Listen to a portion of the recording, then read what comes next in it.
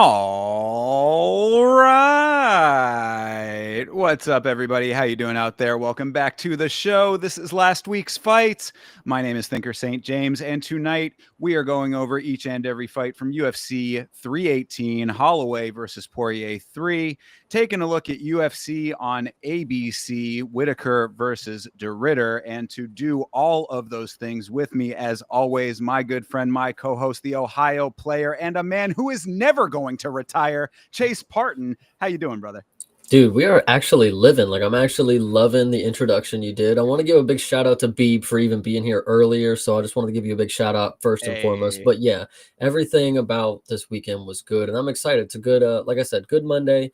Saturday was good. So I'm really excited to talk about these fights for sure. Absolutely. Same here. This was a fun one. And of course, you know, a mixed emotions one, I would say. Obviously, tugging at the heartstrings. The retirement of Dustin Poirier hit everybody a little bit differently, depending on when you started watching the sport and how you feel about Dustin as a fighter and all of those aspects. So, of course, we're going to get into all of that. If you are new to the show, we're going over each and every fight from this card. If you have anything that you want to talk about that's not pertaining to the fight at the moment, throw it into the chat. Remind us a little bit later in the stream. We'll come back to it and address it down the line.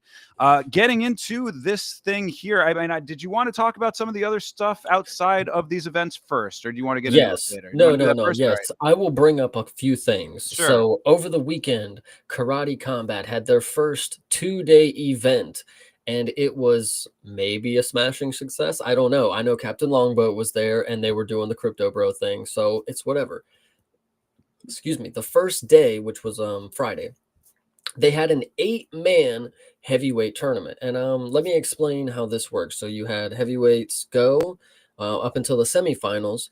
In the middle of that, you had a title fight between arguably one of the best Karate Combat athletes that we've seen, and then we got the finale between the heavyweights. So the heavyweight started out with Robellis. He gets a 3rd round decision win. I didn't actually catch this one. Grateful I didn't, because the stigma, you know, he's still alive in my head, but the decision win was probably boring, I assume. The next people in that in the quarterfinal, whatever it was, the opening round, they all got 1st round knockouts, and there was some pretty good talent, but you could clearly see like, oh, they're so tired already. Like they've thrown it out the window in the first fight. Robellis comes in the 2nd round, smokes his opponent in the 1st round. He looked awful. He's not good. Broke his foot. So he was limping away, but it was very funny. I think it was the 1st round. Yeah, it should have been, because I remember thinking it was the opposite for him. But then the matchups between the good heavyweights that put on a good performance in the opening round, they got matched up. And the dude that I thought was going to be the guy to beat Robellis, he took, I think it was a pretty late finish maybe, or it might have been even a decision, but they wore each other out and they were so dead. Like you knew either one of them was going to be dead after this. And that was when I wanted to crucially note, they gave Robellis the first fight so he could have the longest break, which was really funny, because then they have the fight in between. And then Robellis has been chilling for 30 minutes, getting his foot looked at, you know, all that stuff. Title fight in between it, between the champion from Chile. Very impressive. One of the best that I've seen, other than our Pakistani boy, of course. Very good. Apparently, the opponent was switched. I'm not sure if that's actually true. So if it was another janitor, he put up a good fight. I'll give him that. Right. Did lose, though. Did lose. 2nd day of Karate Combat. I did not catch. But I did catch that Alex Pereira's sister is now the champ. She won after 5 rounds against her opponent, so she didn't knock her out like she does everybody else. It probably wasn't the greatest performance. Maybe I'll go back and watch that one though. But I think that's to wrap up Karate Combat. Oh, well, sorry. And then after, sorry, the end of the Chile title fight was Robelis, and he did win the fight and broke both his hands, and it just wasn't that great. I also wanted to note specifically that the dude fighting in the finale of the title fight of the heavyweight championship thing, he was tweeting after the fight like, "Man, I'm gonna make Dana President Awesome notice me." And I'm like, dude, you were just in the finale of his heavyweight opener promotion. If he don't know you by now, one, what is he doing? Two, he don't care. Like, he just don't give a shit. Like, that's really funny to know. I Just thought. not checking his DMs. I mean, Yeah, dude, bro. literally. I know. And then like he's watching him fight and he's like, man, this guy's who the fuck is oh, that's him. Anyway, so really funny. Second day, obviously, the Shama sister won the belt. Then we had PFL. This Yes. was in Cape Town, Cape South Town. Africa. Yeah, the first major international MMA event in South Africa, from what I understand. That was really cool to hear from you just now, if that's the actual fact to it. I thought it was really listen, and I'm just a hater. When I saw it pop up, I'm like, wow, it's really nice of PFL to put on a show in a warehouse in Africa. This was, and it was like a bootleg sphere too. Like they had one wall with the like the jumbotron things, but it was just like 3 kind of smaller screens. It was pretty funny. They're trying. They're I know trying they out tried. there. I know. But Decheva's the only thing that we really care about the PFL thing, and she took her opponent to a 3rd round decision. And well, I will say, her opponent put up one of the greatest chins performances you'll ever see. Like, dude, Marvin Vittori has nothing on this chick. Like, she took so many kicks to the face, punches, knees to the stomach. Like, she was getting ate up. Decheva put on a great performance until she broke her left hand or something like that, and then she coasted until the bell. Wasn't the greatest performance, but she did end up winning.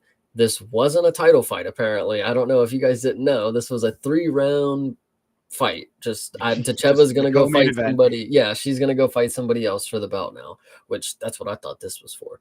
So yeah, she didn't put on that good of a performance. And what was the guy's name in the main event?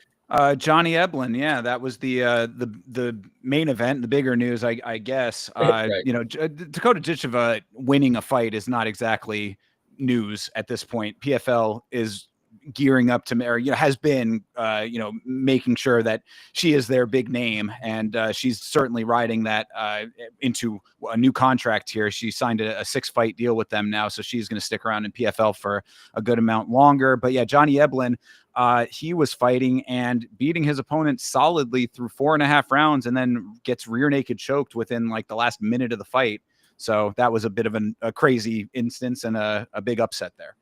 Yeah, that's a big upset. I think the biggest upset of it, and you actually touched on it first, like the Johnny Eblin thing, I don't even think anybody really cares too much, to be honest. Like, he says rematch, nobody's probably ever going to want that. But the Decheva thing, the biggest upset was her calling, or her getting on the mic and saying that she's extended her contract, or she's going to sign with the PFL for more years. And like that, genuinely, I mean, as somebody who finally realized that she's 26 years old or whatever, like, she could genuinely take over the UFC if she really wanted to, but she just wants to fight flare outs and people that are never going to be, the top of the competition, basically. And that's just Well, unfortunate. yeah, no, I mean, I would think that she could follow the Kayla blueprint pretty closely. Go, continue to do what she's doing over there. She's probably making ridiculous money because she is one of the only big names. And actually, I know that Rick Allen is a bit of a meme in the chat, but I think it was him that brought it up recently that the PFL has not been doing next to anything with Francis at the moment. So she is currently the biggest star that they have if they're not utilizing Francis Ngannou. So really, I'd say it's really not a bad business move on her part to just go rack up a couple more bucks over there and then go over to the UFC at some point. She's still young, so she's got plenty of time to do it, and then actually see if she can go over and take the UFC by storm, because we've been seeing time and again now. We'll talk about one of them on this card, but he ended up getting a win, but we've seen plenty of times with PFL and Bellator formers coming over and not being able to replicate the success that they had in their previous homes in the UFC. So, I mean, The most current examples are fucking ancient by the time they do, because they keep signing these dumbass contracts. Here's another Yeah, question. yeah. What Well, I think that it's because the circumstances were as they were with Bellator and PFL merging and all of that kind of stuff at the time. There probably was a little bit more money to go around in Bellator before, maybe, and then the circumstances are different now, so it is better for them to do it now. We're seeing a couple people with a little bit of success, like Renier de Ritter, who's fighting in the main event of the upcoming event. I mean, there are circumstances that could lead to better outcomes for them in the UFC, perhaps, but it's not a guarantee, is what I'm trying to say. So I think that my point in saying all of that is that savor the time that Dakota Ditcheva is running through her competition, because you just said she didn't even run through this last chick. I mean, Oh, I mean, whooped her ass, but I mean, she just didn't. okay, You she know, just I didn't mean, finish. Yeah. it was a definite dog walk. Yeah. All right. Well, fair enough then. So I mean, she's getting these fights where she's doing good work, not finishing that's a little bit concerning, but whatever. She's still dominantly performing. She could go over to the UFC, get paired up with a top 15 fighter, and it could be a lot different. And then all of the mystique just instantly vanishes. So I think riding out what is working for her right now is not necessarily the worst idea. I genuinely haven't seen a clip of anybody saying, "I'm glad I stayed in Bellator for this long." You know, I don't know. I could be wrong. So you let me know. Well, it's just the grass is always greener kind of situation. It's like, or the devil, I guess is a better way to say it. Like, you're in an organization that's catering to you essentially. They're giving you probably a lot more than you're going to get elsewhere. The only real reason to go to the UFC under those circumstances is to fight the best. If you're that type of athlete that wants to challenge themselves against the best in the world, that's where you go for that. But if you're just comfortable making a whole hell of a lot of money for a little while and getting some easy layups, I don't know. That's because it's the same thing I said about Kayla back during the tournament time when she was over in PFL. I was like, if she just wants to go and make $1 million every year, beating 3 or 4 fighters, I mean, that's her choice, I suppose, right? Yeah, it is, but I mean, I guess it just really shows. I mean, you started with it. I mean, does she really? She's only gonna go if she really wants to face the top of the competition. And we know that there's a lot of people in the UFC that when we watch them, we won't consider them the top of like the top level of competition. But genuinely speaking, the lowest level of what we see in the UFC is better than what I saw on Saturday against her. So, Yeah, I don't know. yeah, no, that's absolutely the case at this point. Most especially at this point, you might have had a little bit more of an argument back when PFL excuse me, when Bellator was like really pumping and trying very hard to like be a rival. But nowadays, I mean, PFL is just not graduating the same level of talent. It's just I just feel bad because I personally know a really big Dakota Ditchova fan, and he was very upset that she signed or that she's going to sign with the PFL for more years. You know, this is somebody that has the star power of like a Patty, where if you get them on while the train is going, then you're good, and then they're in the UFC and they got a good momentum. But if you keep Dakota in the PFL and she fucking loses somehow, like, oh, brother, you are cooked. Yeah, you really fucked her up if she goes in there and loses in one of her little $500,000, fight. Like, yeah, then but we that's know why she's not anything. Nah, and that's why they're going to continue to feed her whoever, just because they need a star. It's what I was saying a couple of shows back, maybe a couple months ago or whatever, where PFL needs to start growing their own talent. They took the gamble on Francis. You can kind of debate whether or not that was a good one at this point. He's off doing the boxing thing or whatever, I mean, like there's a lot of ins and outs with that, but they don't have the big names to bring people to the events, so they need something to latch I'm onto, and Dakota's what they're latching onto. I'm really tired of this favoritism. I mean, this is some WWE level shit right here. You're telling me that the homegrown talent, and then that just means feeding her people that she's gonna beat. Like that's just crazy to me. Like that's the system that they have to go by. Like the UFC, we see a lot of iron and iron kind of matchups. Of course, yeah. When you have the best in the world all together, you can do that. I mean, but they're trying to bring eyes to it. Yeah, I'm not saying that it's necessarily the right way to do it, but I mean, you have to bring the people in. You got to put asses in seats somehow, and that's what they got. Genuinely think the matchmakers just don't know what they're doing over there. Like styles make fights. It's not like Dakota, they give her favorable matchups. So because she's able to style on them, I mean, it's that like we'll talk about fights later on in this UFC card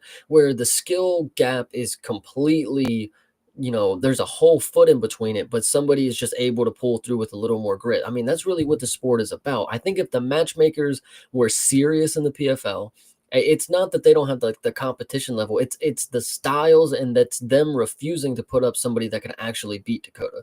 I mean, if Dakota's somebody that styles on you on the feet, if they give her a fucking wrestler, I mean, we'll see what happens. Then that makes it fun, but they're just going to give us somebody who's going to get butchered on the feet, or she's going to finish her in 30 fucking seconds. Like it's just kind of annoying, to be honest. Well, but And, they want and that on though. top of it, it wasn't even a 5-round fight. If it would have been and she breaks her hand, now what? Now Yeah, what? She true. broke That it could in have two. been She better. broke it in round 2, and then she's about to get cooked. Right. So But we just but the point is that they want to have a dominant star. So it doesn't matter. that's They're okay with it being like whoever. And also they have to have the other talent on the other side as well. Like you don't know what the rest of the talent pool is like. see. If she's their best over there, what's the rest like? It's crazy. Like they want a dominant star, but like it's a fluky thing. Like, I mean, if that's really what it comes down to, if she's not getting faced up, like that's how you get the top stars. It's like they beat the top people. It's not because you give them easy matchups every time. I mean, if that's the way you want to view it, but like I don't know, man. I think the PFL needs to get some matchmaking shit going, because we need some more competitive, not no minus 1400 in every single co and main event. I know Johnny Eblin just lost, but he was smoking him for the first 4. So apparently, I don't know.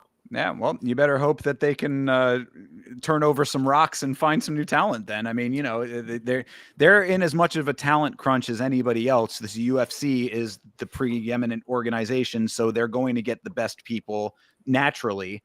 They have to go the extra mile. That's why hopefully like things like PFL Mina and all this other little extra, there's regional tournament things that they're doing will yield some of that. Listen, PFL is fucking lazy. They don't have the scouts and the matchmakers to do it. Like if you look every year, the UFC has 9 weeks of people that just walk in off the couch and are ready to fight. You're telling me the PFL can't go on Google and find out the average contract amount for the contender series guys, and just get the scouts to go find them and say, hey, I will pay you $100 more than what you would get on the contender series for one fight here. I mean, it's not rocket science. I just thought of it on the fucking spot. Like if you take 6 boardroom people in a suit and they go, like it would be really nice, wouldn't it? But like, I just don't think they're really understanding that they could do those things. They don't. I know it's maybe unethical to go, but like, bro, these are people on the fucking streets. Like you can go leverage them by saying you can come fight for us and we can make you a star if you win.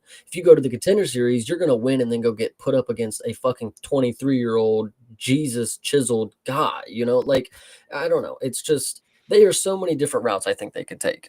All right. Well, hopefully they will then. Everybody clip it and send it over to them. And, Chase has some ideas as to how they can fix their matchmaking, how they can get some new talent in. So, maybe One Chase is the new contender talent. series guy could probably go run their league right now and do what Dakota does, but he could actually get the competition that you could throw at him like, all right, this guy could possibly beat him. And then he smokes him. I just don't get why there hasn't been a dude in the PFL and been like, man, I almost went to contender series, but I'm so happy I'm here. Like, something like, give us one story where a dude is like, they found me and I chose them over the UFC because this was a better opportunity and it turned out well. Like that's why am I not hearing these stories? I don't know. I would agree. Honestly, I do think that there's something to that they should be doing a better job of finding the talent. If it is out there, maybe not necessarily snaking it from the UFC, but like just being on the ground. But I think that that's been a problem with PFL in general, is that they're not actually connected to this sport. They are business people trying to emulate an MMA promotion without actually being connected to it enough. I mean, it's also not. I mean, you can make it even easier. You could look at the top stars in the UFC, go and see what camp he trains at. Send your scouts there and say, well, they train with them. I mean, we might as well sign a couple of them if they have a decent size for, if there's a heavyweight there or a flyweight there, we can just pick them up off the streets. Maybe there's something there. Like that's just the easy route. If you're literally fucking lazy and you don't know how to scout out competition and you're not going to these events to look for these people and you can't find your Rebellis to Spain and you can't find your fucking, whatever the case may be. Right. Dakota Dacheva is just honestly wasting her fucking career there, but whatever. All right. Well, let's put a Yeah, pin in it for now. Just because we but got a better Dakota Dacheva performance coming up, and I called that one. So we're gonna get into this card. What did you yeah, think of for it? sure. Well, like I said, everybody, clip all of what Chase just said and send it Oh over to yes, PFL. We're going to get Chase a job being the matchmaker. I No, agree. I thought that this card was very, very good. This is UFC 318, Holloway versus Poirier 3, which took place at the Smoothie King Center. Funny to say, Smoothie King Center in New Orleans, Louisiana. Um, yeah, I mean, I thought the card opened very well. I thought main card was a little bit weaker. I mean, there was times that were pretty good. There were a couple of less than spectacular fights on there, I would say. But overall, it was a pretty good card. I gave it a 7 out of 10 personally. Dude, this card, the prelims were really solid. I thought this Early started prelims out, yeah, rocked, I man. thought this was really good. And then the main card felt like a fever dream. Like I literally thought I imagined most of it. Like this is what I would imagine in a nightmare, like everything that happened here. So I can't wait to get into it because boy, was it something. Yeah, yeah. Well, you know what? Let's do just that, and we'll talk it all through as we go here. Before we start, Sure. everybody in the chat, you are amazing. Make sure to like and subscribe and give some more shouts out in the chat because TJF is awesome. B, Rick Allen, you guys are the best. Yeah, Appreciate it. appreciate all you guys. Thank you very much, of course. All right, well, starting off the card proper here, Carly Judice versus Nicole Cagliari. How about Carly Judice? Yeah, you know what sucks? I'm really high on a lot of people, but when it comes to certain matchups and I look at the value on the slip, I sound like I'm against Carly Judice, but genuinely I knew this is everything she's capable of. I mean, even her in her last performance, she's shown that she can be a butcher on the feet. And with a record at 4-2 coming into this fight, like she doesn't give you, like I even said, it's hard to put minus 300 tag on somebody who just hasn't seen that much pro experience. And I thought this was potentially the fight where she could see something in the grappling. Nicole Cagliari, with 3 wins previously coming off of submission, I thought this was going to be an open shut case. I thought this might be the one. But Carly Judice, like I said, the better Dakota Dacheva performance. This is the American Dacheva right here. I mean, she put on a masterclass for 3 rounds, and then I thought we were skating to decision. I thought we were good to go. And then, nope, of course, the fucking knee to the sternum puts her down. I actually think that it was a very good stoppage. She was protesting, but girl, you got shut down. So it was easy for Yeah, perfect. Judice, excuse me. Yeah, for Judice, yeah, perfectly placed knee, right to that liver. Shuts it down pretty instantly. I think that Cagliari was having some problems with her defense, and that is something that's going to be a big, big issue for her going forward. She keeps her guard so wide that she just kept getting popped right through it. Mhm. You pair that with Judice, who is really sharp with her striking throughout this entire thing. That was a really bad combination for Nicole there.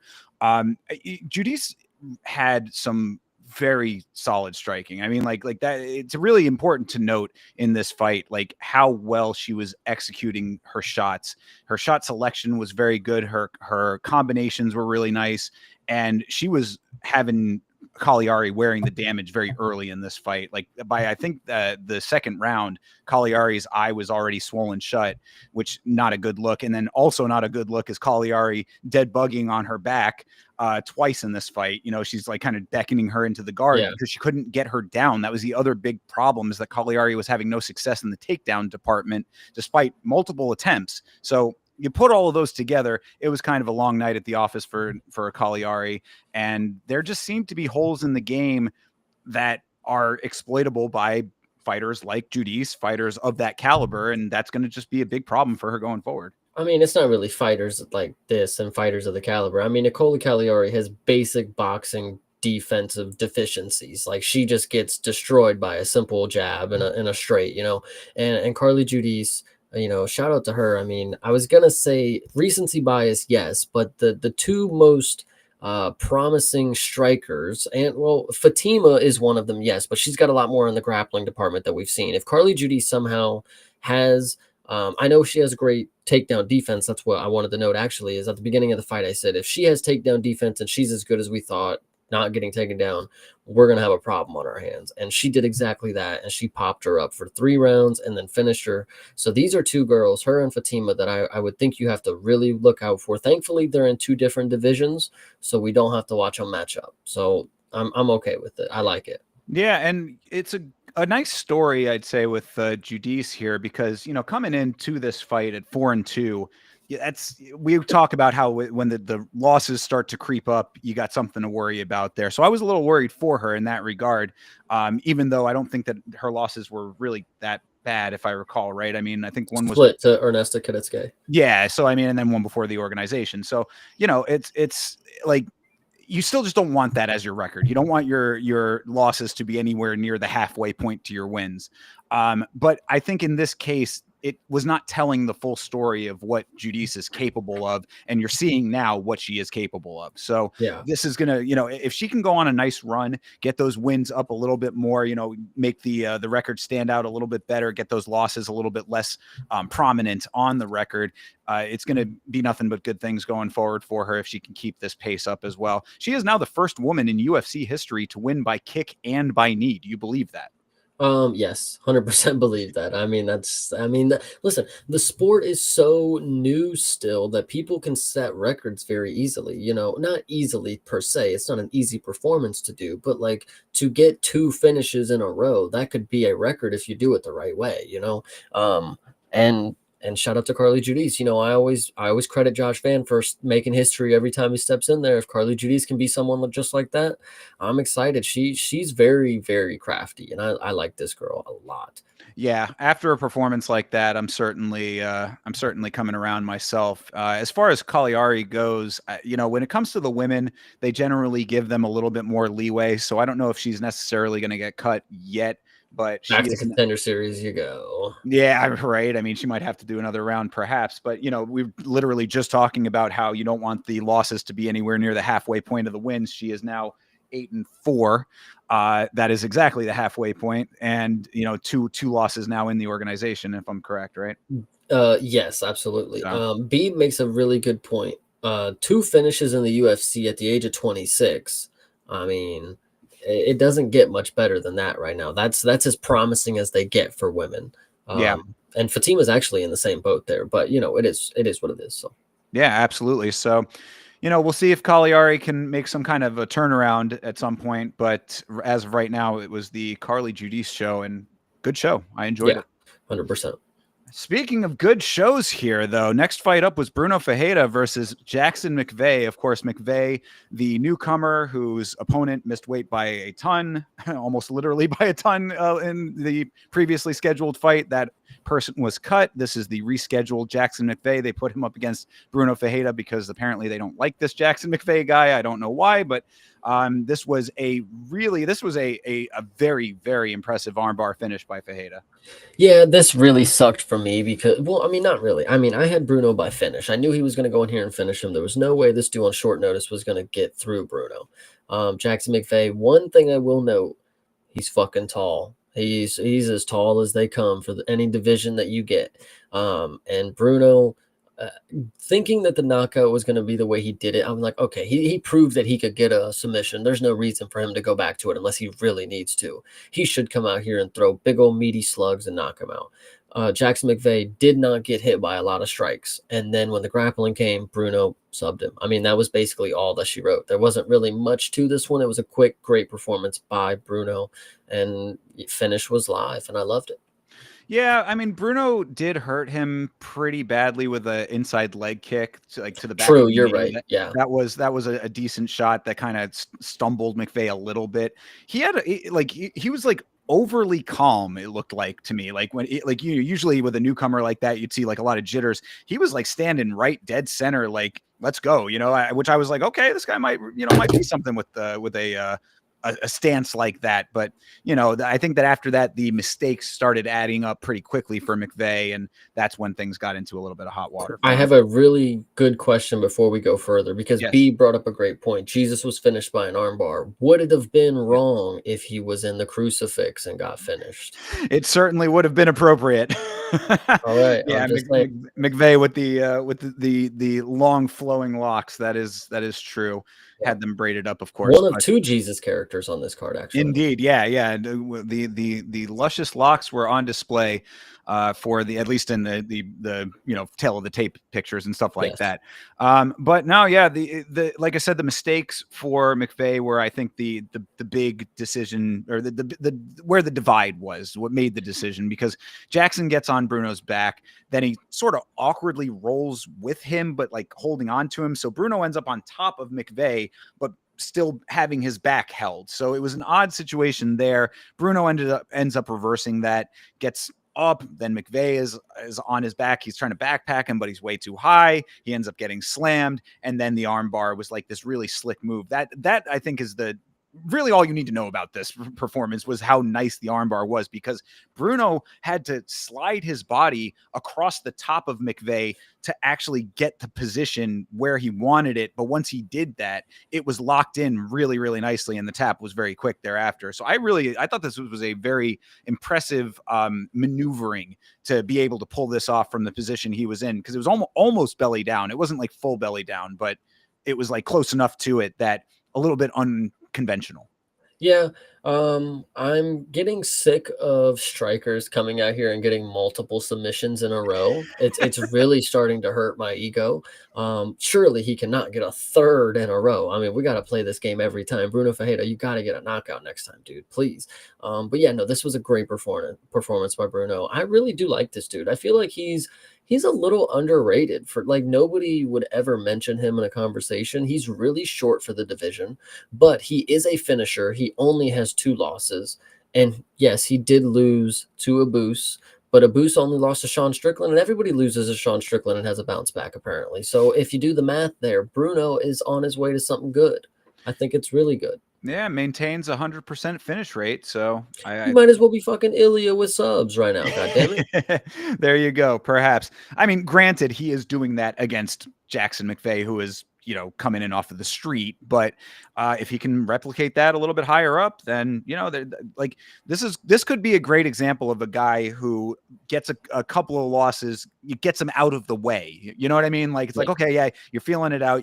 A couple of losses here and there, you end up on a nice streak thereafter. We've seen plenty of guys bounce back from a couple of losses. So yeah, Fajeda could be a good person to keep your eyes on. And, whether or not it's a sub or a knockout, whatever, by finish, like I said, 100% finish rate so far. So Yeah, he's the man. For yeah, real. right now he is definitely the man. I appreciated that, and like I said, I cannot say enough good things about the fight IQ it took to make that armbar happen effectively, like it did. Because when Right. you're not on the right side, you get to the right side across the top of the body. Something to be aware of, that he has the ability to do those kinds of things. 100%. Yeah, no doubt. This was a great one. Yeah, really, really nice. Ryan Spann versus Lucas Dresky. Of course, this is at heavyweight. Thought Spann looked pretty good for his second outing at heavyweight against one of the worst at heavyweights, or the worst at heavyweight, and that's certainly saying something. Lucas Dresky, I think that it is time for this guy to go. Yeah, I knew this one was going to be a finish as well. It honestly does make you worry. You have 2 finishes in a row, and then you're like, okay, surely you gotta have a decision. We just gotta play the odds here. But no, I had Ryan Spann finishing this one.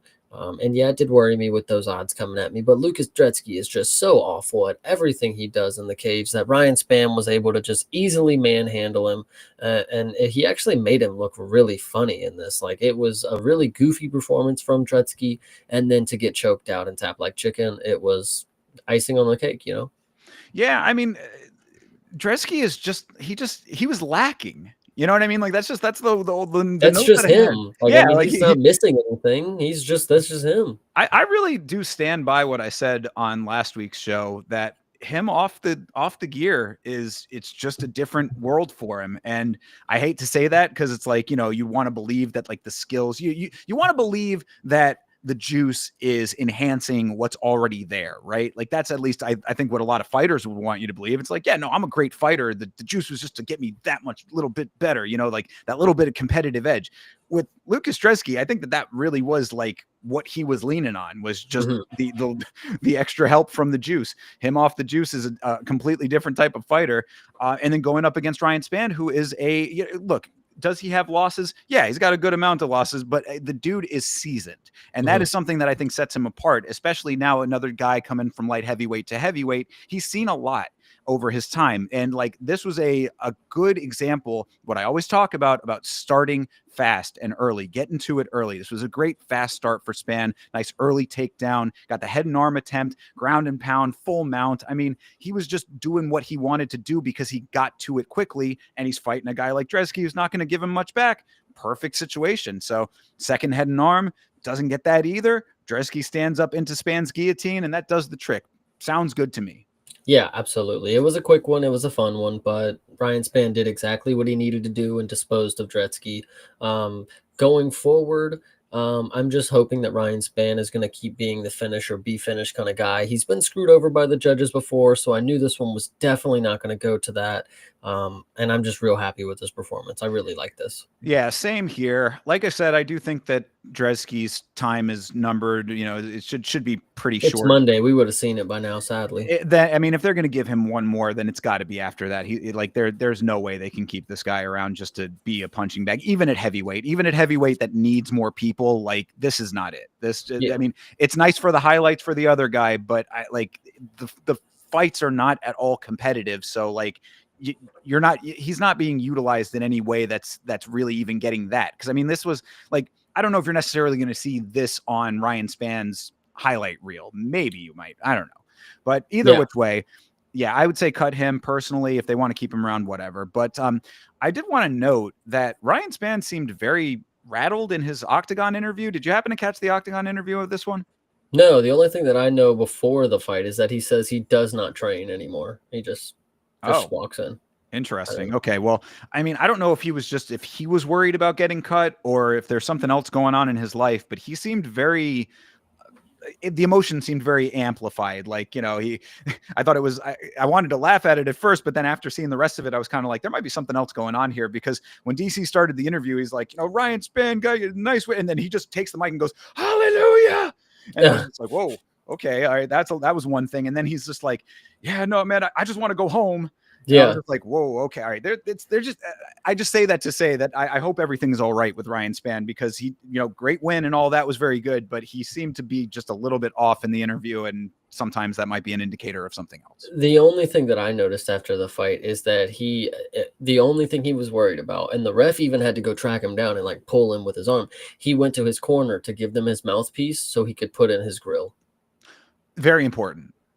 Yeah. Yep. Yeah. Well, I mean, that's just standard operating procedure. I would say, like, nothing wrong there. Yep. Okay. I just wanted to make everybody known that he made sure that his grill was in there before they announced his name. So yeah, rob the jewelry store, tell him make me your grill. There you go. Yeah. So anyway, just hope that he's all right is all I'm saying. But obviously a great win, goes home to his family, all good. If he's not training anymore, that's a little concerning, I would say. But we're just gonna have to see what they end up doing. Maybe that's part and do with what you're talking about. Maybe he's just been in a little rut, and I It don't want could to be. say it like that, but I don't know. I'm more asking than saying anything. You know what I mean? Just because I'm just responding to what I saw, and I just hope everything's okay with him. But no, I agree with that yeah. sentiment. So yeah, that's a good win for him there against a bit of a bum, unfortunately. So get Dresky out of there. That's the end note for me. Shout out Superman Spann. Hell yeah, absolutely. All right, moving forward here, yet another with so many finishes coming into this early prelims were really nothing but finishes. Jimmy Crute versus Marcin Prachnio. Excuse me, Jimmy Crute versus Marcin Prachnio. I'd forgotten that Jimmy had retired, quote unquote, after his last fight. So this was nice to see him come back and return with a win here. But yeah, no, I know, because it's one of those things. I'm really sick and tired of people doing the whole retirement just to come back thing. Like, just say you're taking a sabbatical or time off or something. Like, right. Don't go through the whole thing of like, yeah, man, no, I'm laying down the gloves. I don't even know if he laid the gloves down or if he just said that he was going to take some time, but whatever. He said he was going to retire for a little while. Very short retirement. He's back, ends up with a nice win here. Yeah, it was a nice win. Again, going with the law of averages, I came into this fight saying we have three favorites that have won, so I think the dog money should go on Pacquiao because he might get it done. And he started out doing well, and I thought this was going to be a oh crap, Jimmy Crute, no way you sold like this. But then no, they got into the grappling sequence. Jimmy Crute got him down, and quick as the other ones finished him. I mean, it's a late first round finish, guys, but you got to understand, like there was not many sequences up until the finish. Like there's moments that really are the things that stand out, and I can't say in the 4 minutes that there was too much going on, but there was a sequence that finished it, and that's about all I can tell you. Well, really, the only major sequence aside from a little bit of striking was the Jimmy Crute wrestling showcase on this one. Hmm. I mean, he was wrestle here, wrestle there, get the arm bar late in the round, and really, I think that the big note to take away from it was Jimmy Crute, once he had that arm, if he didn't get the position for the first time, he was able to move it to the other place. He was cranking one way, cranking the Hmm. other way. It's like I respect that. He didn't let it go when he had something that was dead to rights. Yeah, I actually would like to say the camera crew failed on this point because yeah, you're right. He did him having the arm, had him in the armbar, and he was almost out of it.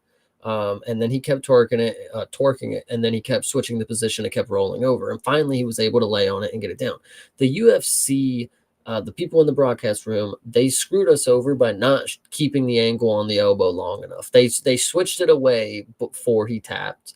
And I'm the type of person that needs to look away if the elbow's bending like that. But like, yo, you should have fucking shown that shit snap. You do anything else? Like, what are you talking about? Like, don't if you got the camera pointed right at it and you switch away before the tap to a different point of view, I'll be super upset. And I was, and I thought the people at home who really enjoy this type of stuff, they should have been able to see him screaming in pain that my arm is about to break. I'm just saying, just saying. Fair. I mean, and where's our ref cam? Weren't I we, agree.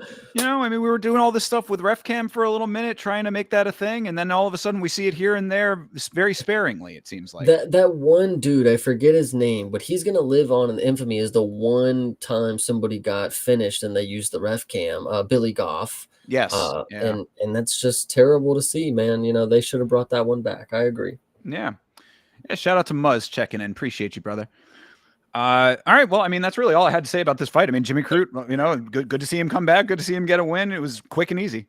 Yeah, I agree. It was quick and easy, and that's just unfortunate. I mean, listen, guys, these were great performances by these people.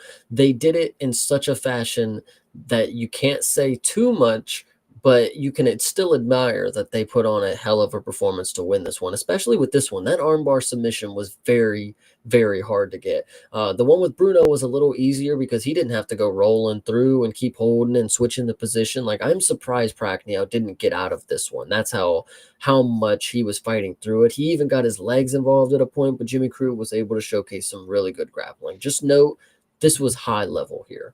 Oh yeah, I mean, really, that should be a note for a lot of the ones that we go through quickly. Is if we're able to go through the breakdown of it quickly, then that means that the person that won did their job. Yeah, You 100% know, know that. And I do often like to say that if you want to make a fan of me, you got to finish. Jimmy Crute, it sucks that I'm going to still be on the fence about this one because you got to draw in your last fight, I'm pretty sure, my man. Like, he's Mr. Draw. I mean, like that. yeah. He's one of the few people I can think of off the top of my head who has multiple draws. Yeah, so this one, sorry, Jimmy Crute. We're net positive here, but we're not there yet. Do it against the higher levels. That's all you have to do. I mean, like, and that's the problem with kind of the trajectory of Crute's career so far has been that once he gets up into a little bit, we're not even talking about like the higher numbered area of the division. We're talking about just higher mid. He Yeah, ends up having these kinds of problems. So yeah, a good win over Marcin Prachnio, certainly fine. Do that against the people who are higher, higher, higher. Then, you get all of your flowers as opposed to the caveats. I 100% agree. Yeah, for sure. All right, well, let's keep it moving here then. This is the last of the early prelims. This is Adam Fugit versus the newcomer Islam Dulatov. Dulatov, the male model, 26 years old, just bought his second Lamborghini. God, I want to hate this guy. Chase, you're around 26 years old. How's your Lamborghini? Yeah, I know, right? The first one is okay. The second one is still shiny. I don't drive that one as much. How But could you can't drive them both at the same time, right? exactly, exactly. So Islam Dulatov came into this fight, and I had been on the hype train. Like, this is the guy that I'm accepting that I think could be the guy. I've seen nothing about him, but the hype, I'll go ahead and believe it because there's something about him. He does have fucking aura. Well, you saw him When on you Contenders, though, right? Oh yeah, yeah, yeah, yeah. He Yeah, killed that guy, of course. But yeah, like, yeah. in the UFC standings. Sure, But sure, sure.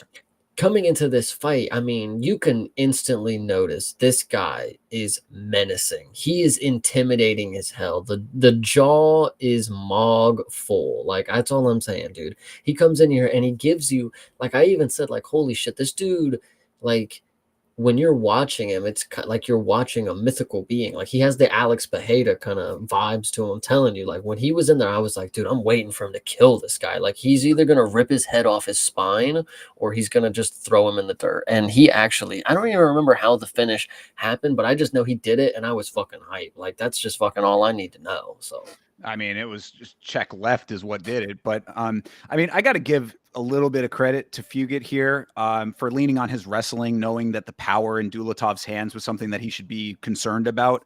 I don't know if it was just off of watching tape or maybe it was because he got touched a couple of times early, but he just couldn't secure the takedown. So there was nothing doing there. And you get to that point where it's like you've got a killer with hands who is stuffing your takedowns. Apparently, this dude, his parents, or at least his dad, I guess, is like a sambo champion. So he comes from a combat sports family, and that obviously rubbed off a little bit on him there. So it's like he's got the sambo in his back pocket to make sure that the takedown defense is there. He's got the hands to do whatever he needs to do on the feet. That's a deadly combo. And towards the end of the round, Dulatov starts getting a little anxious. I want to say that was when he kind of overleaned. He slipped throwing a punch from like a little bit too far away.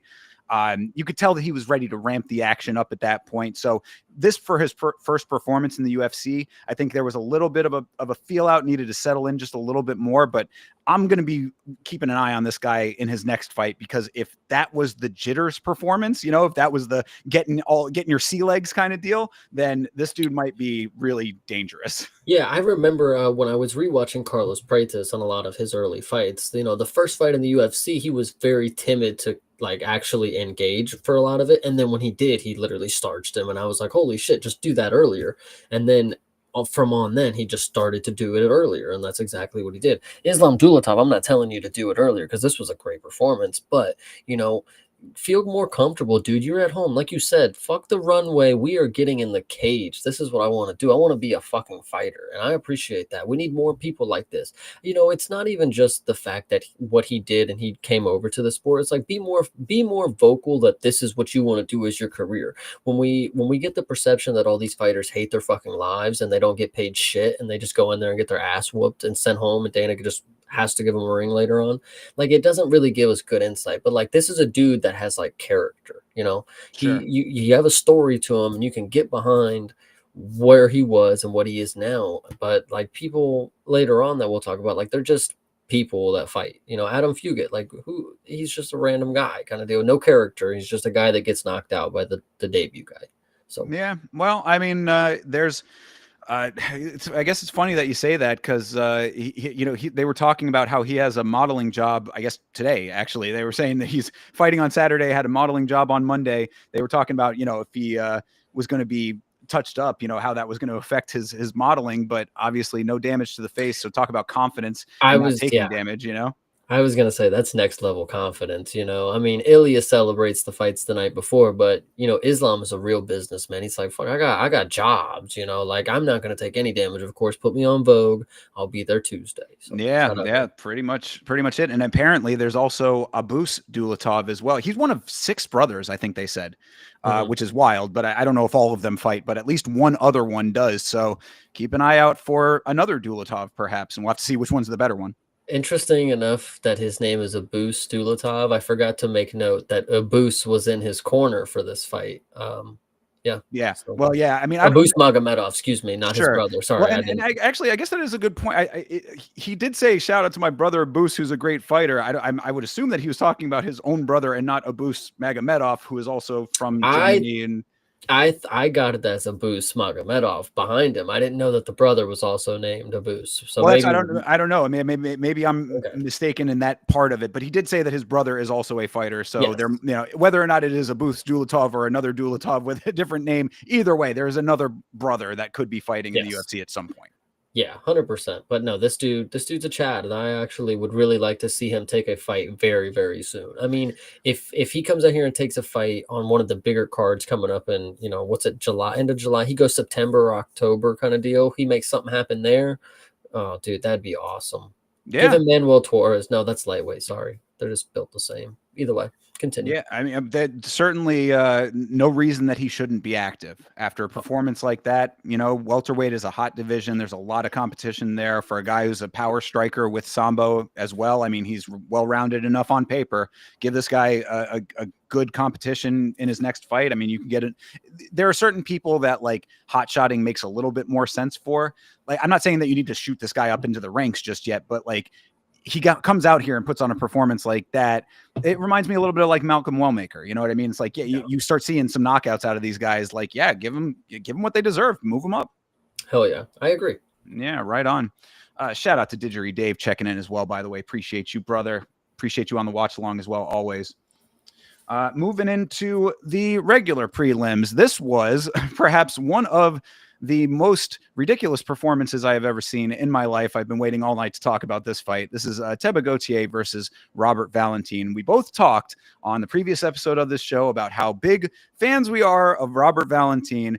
And as a fan, I have to say, this might have been the dumbest performance I have ever seen in my entire time watching MMA. This was so laughably bad on Robert's part. And I hate to have to say that as a fan, but it is what it is when you do what he did. Yeah, it was unfortunate. I think, I don't even want to talk about how goofy it was because it was goofy and Robert Valentin got finished in the first, 2 minutes of the fight, first minute, whatever it was. Very goofy performance, waved on the punches, 8 more punches, got put on the ground, got finished. The craziest part about this is Ataba Gutierrez and his age. He's 23 years old, guys. That's 2 years younger than me, and he is built like a fucking Mack truck. Now, we used to talk about people, and we still should, Raul Rosas, like when he's a teenager out wrestling grown men in this sport, that is something that's telling. 23 years old is still very, very young. I mean, he's not far off from Josh Van, but if he continues to be able to make the weight, I would like to make a point because this is going to go into the co-main event later. When you're built like this, you're unfortunately always going to have the question of the cardio. It's never going to be an easy cut. You're always going to be just stocky and full of muscle, and that's just not the best base for cardio. It's just not what the science has proven with the sport that we've seen. So even if you come out here and you keep finishing people, even if you do get to some lengthy performances, the gas tank is always going to be in the back of my mind for him. But it don't fucking matter. At 23 years old, keep going to finish people. I think he's going to have his better chances right now when he's young because his youth and adrenaline will just carry him through a lot of shit. So just go for it. Oh yeah, I mean, steamroll as far as you can Yeah. with what you're doing for sure. But I mean, really, the unfortunate aspect of this fight, aside from Valentin's conducting of himself in it, is the fact that we have not seen him significantly tested when it comes to the wrestling and the grappling. Gautier, I'm talking about, of course. Yeah. We need to see what it's going to be like with somebody who is going to give him a legitimate challenge in that department. And we have not seen that yet. So that's the only thing that could be going against him, is if he goes up against somebody who's just going to immediately rush him, take him down, and give him, a problem on the ground. And then, of course, that goes into your point about the cardio. We're going to have to see how he responds to that. We are not seeing that yet. What we are seeing from him currently is him going in there and not only putting on just crazy power shots, but shout out to Paul Felder, because you had asked me last week, a question about like the commentary that I like and don't like. Yeah, Felder is one of my favorites, I would say, because Paul Felder he's like Dominic Cruz without the attitude. He's got all of the fight IQ skills. He knows the sport inside and out, gives you great analysis without the sass. The sass, exactly. But so Felder was 100% correct on this. Gautier was not reckless in his striking. He wasn't taking crazy chances or pulling off any flashy moves. He was finding the right shots with the right power and placing them in the right locations over and around the guard. And that is like as far as striking goes, that's exactly what you want, especially when you are a power striker. Because there's a lot of guys. I mean, he's fighting at middleweight, but we can equate it to like heavyweight, where it's just dudes winging heavy, meaty hooks, that kind of thing. It's like that's not always going to be as accurate and as effective because it's not, the technique isn't there. This dude Gauthier has the power and the technique. So, I mean, right now, like I said, steamroll as far as you can with it. And we're just going to have to see what happens when a wrestler comes up against him. Yeah, at this point, like you said, it's really just steamroll the competition. We got to see what the weakness is. So just throw him up against different styles. Robert Valentin is somebody who was interesting style. I mean, he finished him in the first round. We didn't get to see the style, the matchup that was supposed to be made here between Valentin when it came to the grappling and what he was able to do if he was able to eat the shots. But yeah, just keep giving Gauthier different opponents. And if he steamrolls, absolutely gorgeous. And if he finally gets tested, that's what we're waiting to see. We're waiting to see how he responds to the adversity. So I'm excited to see it, actually. Same. Yeah. I mean, the only other note was, where was the level change for Rob Zilla?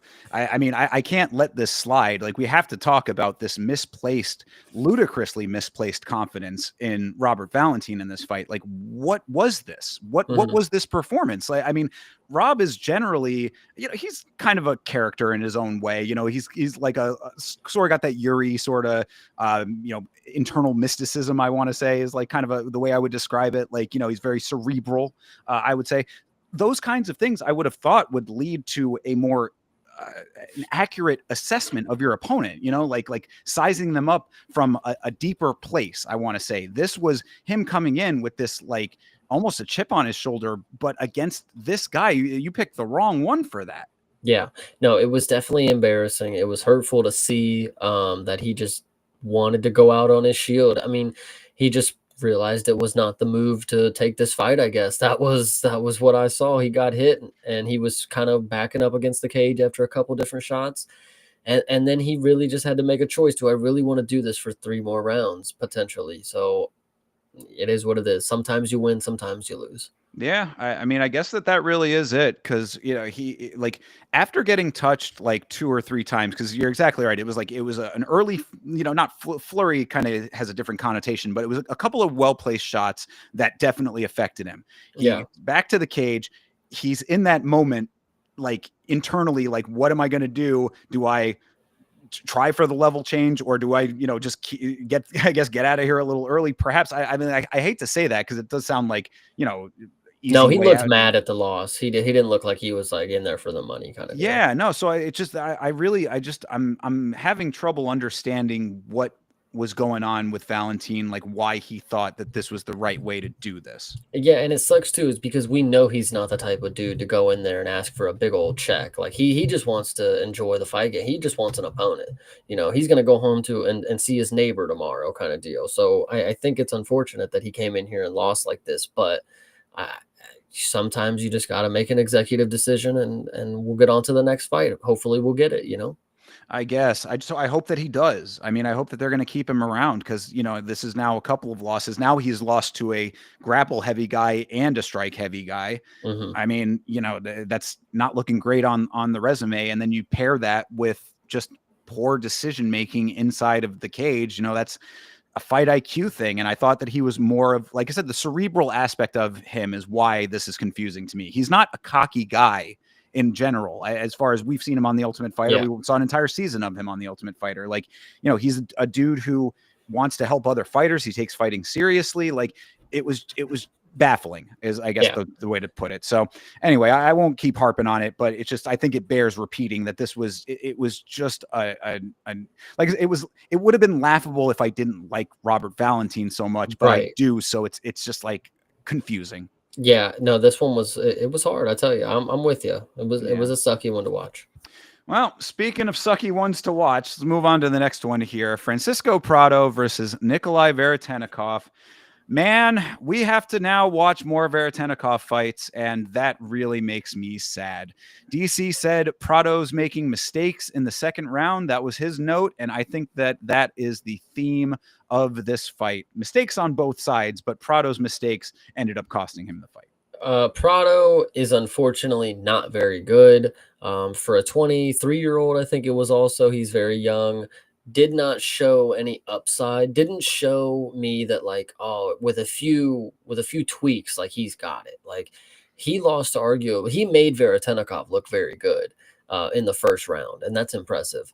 Veretennikov actually worked the body very early. I was thinking Prado was going to go down. I mean, that's a very veteran move to work the body and get him hurt early. And Prado thankfully was able to weather that storm. Took him down 3 times apparently. There was a lot of wrestling in the later rounds of this.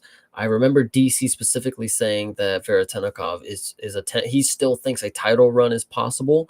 I would like him to do me a favor, look in the mirror and look at the color of your goatee, and then we'll talk about a title run in another life, because you're just not doing it in this one, brother. Veretennikov, you're too old.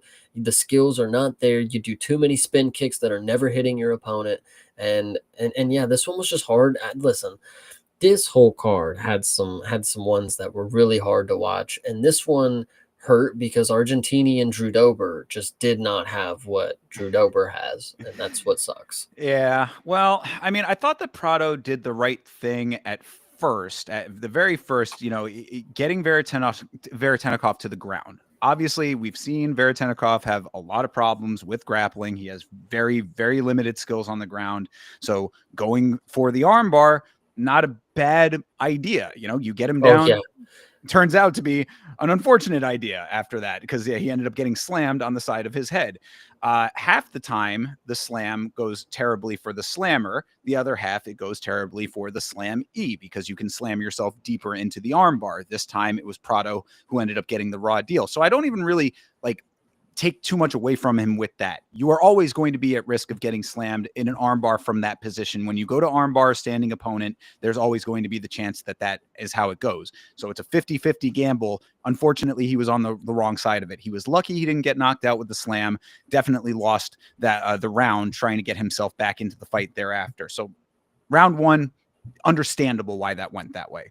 The bigger problem was Prado trying to stay on his feet going into round two. He didn't initiate the takedown until halfway through the round, but when he did, it was a pretty cool suplex. So that's cool, but it wasn't a full-on suplex that actually damaged Veretennikov. It was more a positional changing suplex. So, Third round, Veretennikov was gassed. Prado gets full mount. This really should have been it. That should have been the time where Prado mustered all of his strength to get the ground and pound going effectively, but he didn't do that. So fuck. Then so many shitty spinning attacks from Veretennikov. 2-1 Veretennikov is probably the right call. Both guys made a bunch of dumb mistakes and didn't capitalize on big openings. Now we have to see more Veretennikov fights, so we all lose. End of story. I'm just there's so much annoying shit with this, but that's the gist of it, and wanted to speed run that and get it out of the way. Yeah, no, I agree with you. There's not too much more to say. I was really hoping that they'd somehow give it to Prado because he's young and they want to build an upcoming prospect out of him. But Veretennikov winning this fight, was unfortunate. He actually showed a lot of sportsmanship in this fight compared to his last one, where he got mad that Austin Vanderford fucking finished him. But we got the win. Yeah, true. I mean, I guess that is how you get in a better mood. But it was a split decision win against somebody who's not very good. This was a why are you on the pay-per-view performance. Well, yeah, I mean, that's all that I can say. Like, why were you here? That's pretty crazy. On both sides, really. But yeah, it was funny because it was, like you said, split decision. They're doing the split screen. It's a tense moment. Who's going to win the fight kind of thing. They read the decision and the crowd could not give a fuck less. It was so quiet in there. Yep.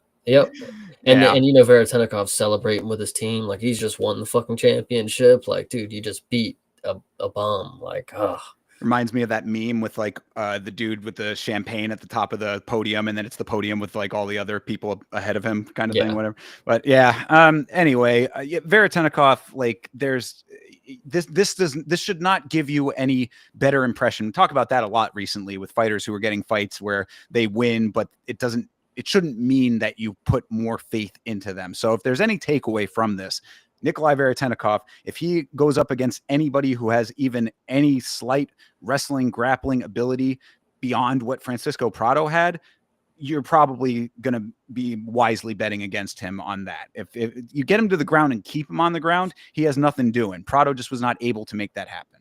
Yeah, no, I agree. And it sucks that this fight was boring because the card was very good up until right now. This is where the next one we'll talk about is very good. But this one, yeah, this one was the first dip in the excitement. It wasn't even, to me, wasn't that it was boring. It was just that it was Two idiots. yeah, I'd say it was sloppy. It was a slop fest on both sides. And like, it's unfortunate because if Prado was just a little bit better, then Veretennikov is the exact kind of guy that you can make a name off of. Vanderford proved that coming in on short notice, getting a really nice submission win. Like, Yes. this is a dude who you can easily get a highlight out of if you conduct yourself properly. Francisco Prado is just obviously not that guy to do that.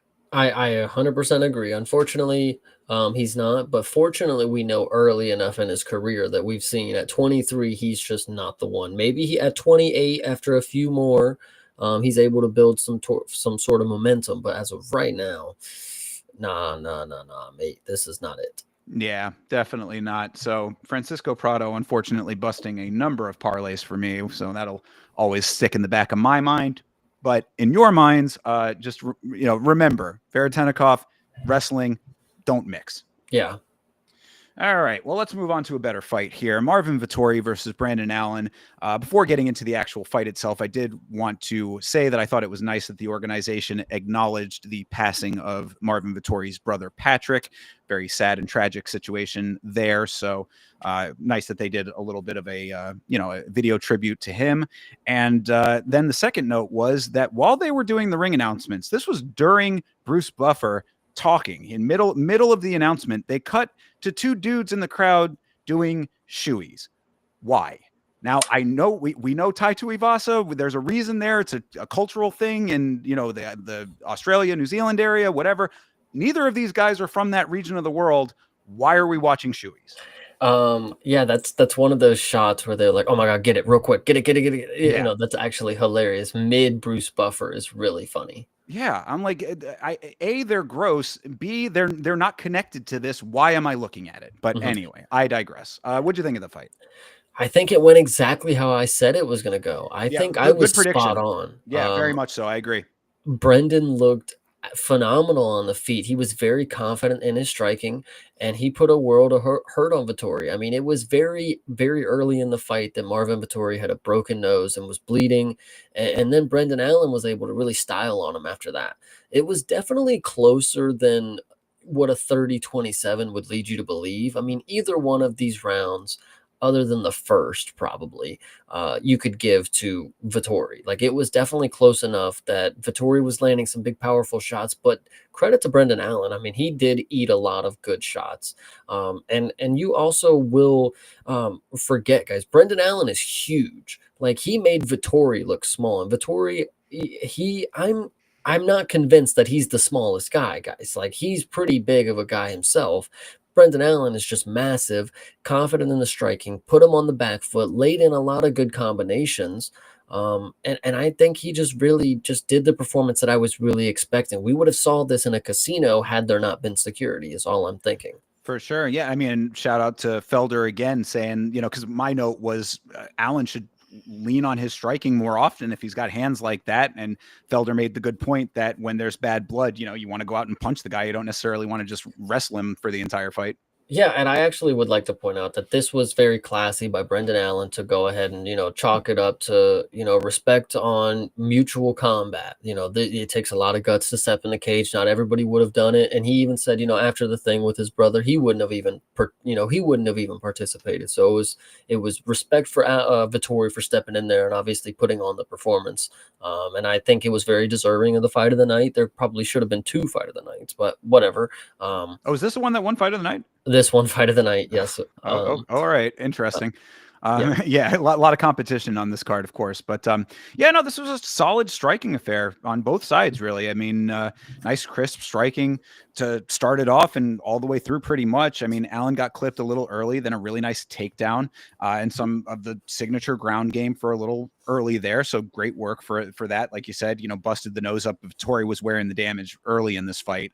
I think that the scar tissue is going to start making it a lot more of a bloody affair for Vettori going forward. I mean, it's inevitable. He takes so much damage. I mean, and obviously shout out to him for being one of, if not the toughest chins in this sport. And I think that that's not even hyperbole really when it comes to Marvin Vettori. He has to have the best chin in the game, in my opinion.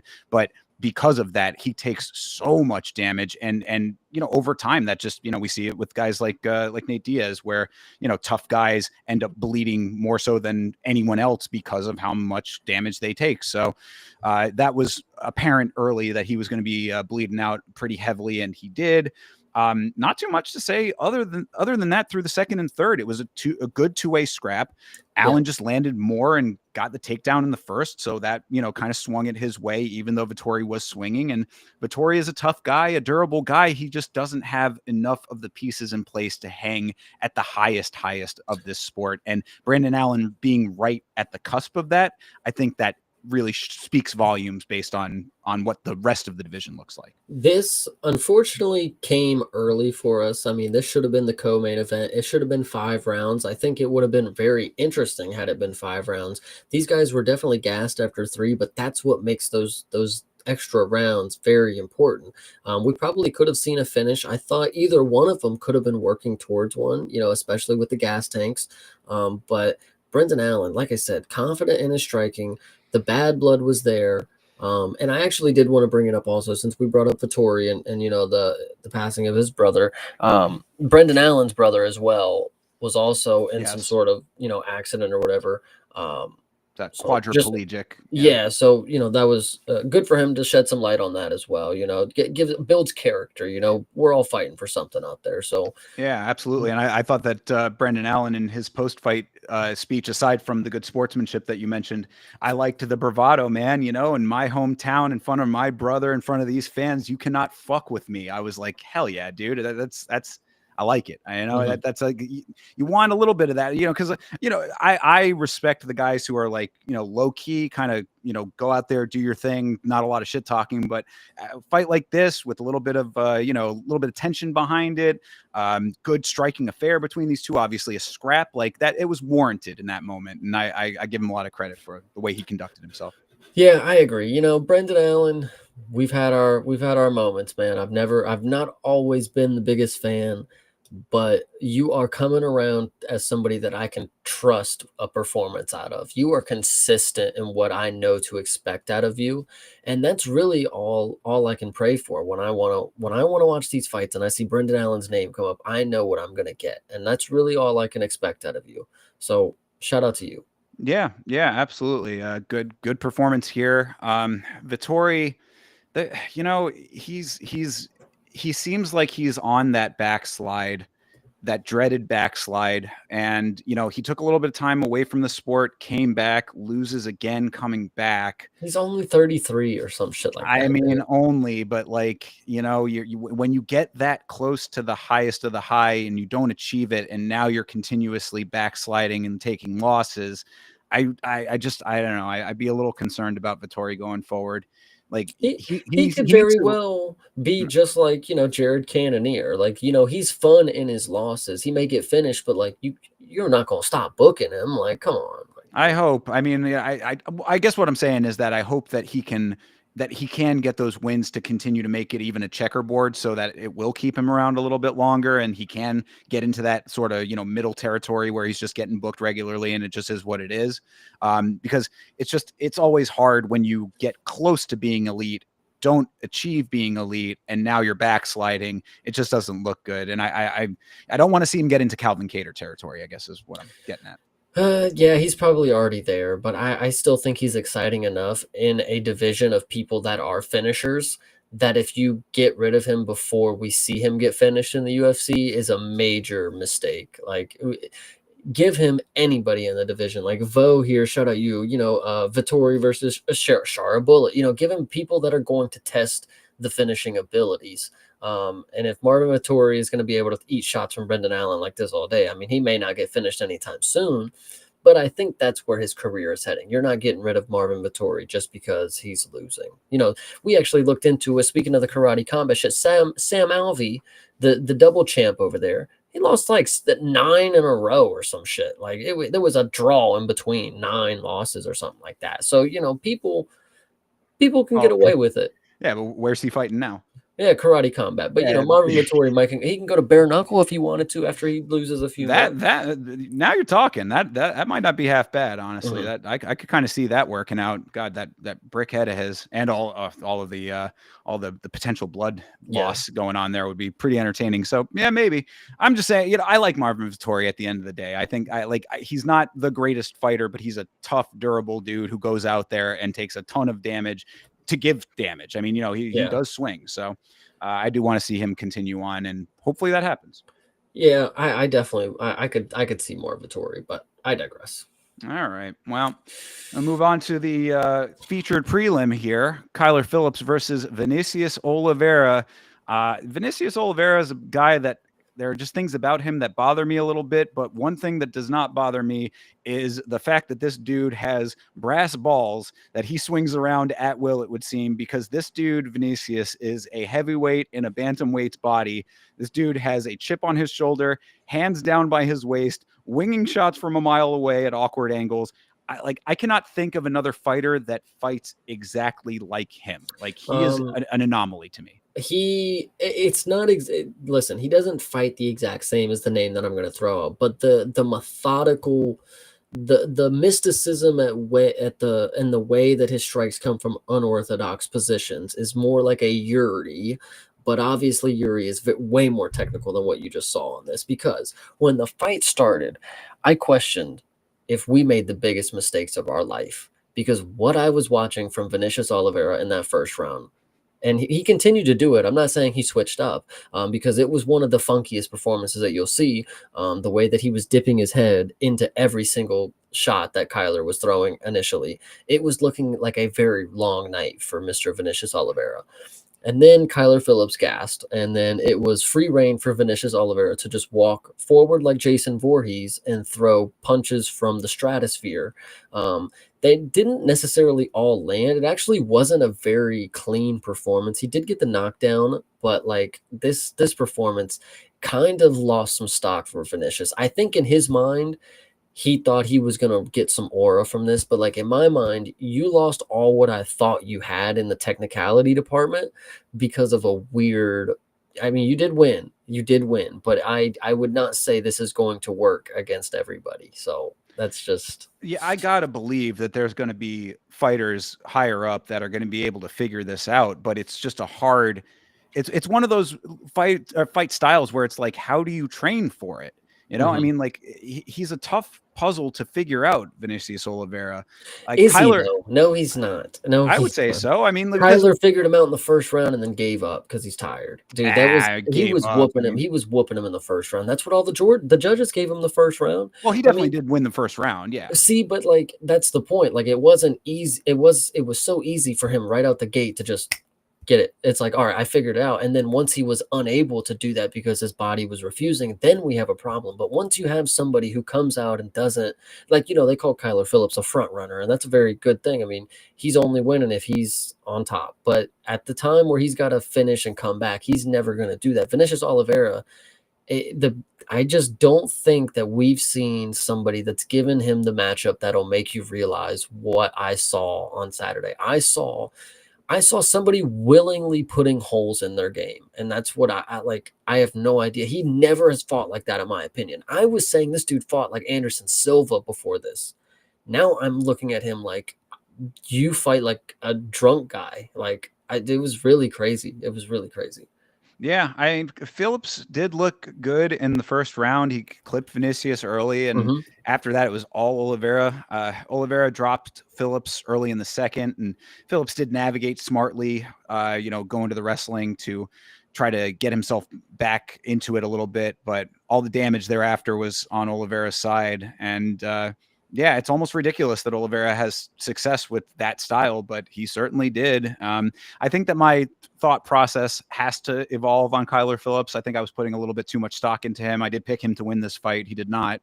Yeah, I like he's technically proficient, but not quick enough on his feet to adjust game plans, I think. See, you just gotta think like, okay, bantamweight division. So compare Vinicius Oliveira to somebody like Malcolm Wellmaker. They both throw very meaty hooks, but at least Malcolm Wellmaker stands his base, throws them from like technical positions. He doesn't like dip his head and then throw his arm over. Like he's not doing windmill punches. I think Vinicius Oliveira thinks that he's untouchable. I think he thinks there's a lot more to his chin than there is. But if Kyler Phillips was able to wobble you initially in the first round, brother, Malcolm Wellmaker's got a shot for you in the first round that I don't think you will eat. But I like Vinicius Oliveira. I just think willingly showing that you'll continue to do in my opinion, you won the fight, but in my opinion, that is a dumb game plan to continue going with. Somebody's going to sit down on an uppercut and just eat you alive. Like you just got to be better than that, I think. And shout out to you for winning. Who am I to say what works? You are a Chad. You are one of the boys that we will always be ready to root for, but don't let me think that somebody can exploit the game plan. Make me think that Malcolm Wellmaker, another example, if you stand with him, you're done. And if you can't get him down, you're done. Vinicius Oliveira, now I think people might be able to stand with you. So that's the hurtful part. Yeah, I mean, it's kind of ironic that Kyler Phillips's nickname is the Matrix when Vinicius seems like he thinks that he's Neo. Just the punches are just going to be flying past his head with no ability to touch him, kind of thing. Will that be able to work out going forward? Probably not. And I said it in the intro here. I think that he's a little bit too arrogant for my liking. There's just something about him that it seems that he really has that chip on his shoulder, like he is untouchable. And that's the exact type of person that's aching to be taken down a peg. So depending on who he gets matched up against going forward, it's going to be a hard fall off for him. I would suspect. Yeah. But, and what's unfortunate about that too, is he's not the type of person that's just waiting for the easy fight contract. He's out on social media making his shots known that he wants the top competition. He wants the grapplers and he wants the people that you think he's not going to beat. And unfortunately, with that confidence, you have to be able to bring a massive game. So right. I'm rooting for you, Vinny, but brother, you really have to just prove to me that you are that fucking guy still, because that performance really has me questioning if you are. That's all I'm saying. Yeah, fair. I think it's a fair assessment. I mean, it's certainly an effective one against Kyler Phillips, who, like I said, I have to come to the realization that he is not who I thought that he was, unfortunately, and that hurts a little bit. And you know what, Gabe? Yeah, I do think it. How about book that shit right now? Malcolm Wellmaker, Vinicius Oliveira, right now, September. I like it. I mean, that would certainly be a good way to bring Oliveira down to earth a little bit. If he does think that he can get away with that kind of shit, and also just to see if Malcolm Wellmaker has the wherewithal. Because, like I said, I mean, I'm not fully buying that the style is as easy to figure out just because he got caught in the first round. I think that having to chase guys down like that, because it's a difference between the Youssef Zalal running and what he was doing. He's in there, doing the head weaving, dipping down super low, getting around shots kind of thing, whatever. It's a different type of having to go after a person as opposed to somebody who's across the cage from you. You're having to go and chase him with your strikes. So your cardio gets tested in a big way with that. That's partially why Phillips ended up, well, Kyler Phillips showed us that he's not the type of dude that'll stand his base. He won't stand there and stop moving. I think Malcolm Wellmaker in this example is somebody who, he'll move back a little bit, but he's going to step back and he's going to launch something crazy at you. And you better be able to dodge, or you better be able to get out the way or shoot for it. And I think that would be Vinicius' best option there. Because if you're going to walk in hands down, chin high, brother, it's just not. Listen, there's a reason that people don't train that shit. So that's all I'm saying. Yeah. Well, I mean, a good win here. He continues a decent little win streak. So this fight right here, he fought like Robellis, literally. That's what Robellis looked like on Friday night. I mean, with all of the movement. Yeah, just how erratical and how unorthodox that you would say that's a mixed that's a guy who trains professionally in mixed martial arts. Yeah, well, then I guess that does go to my point. He is a heavyweight in a bantamweight's body, so I think his ego thinks that too. Right. But I think Manel Cap also has that kind of the little man syndrome kind of deal. I think is more or less what I think I'm reading into it now.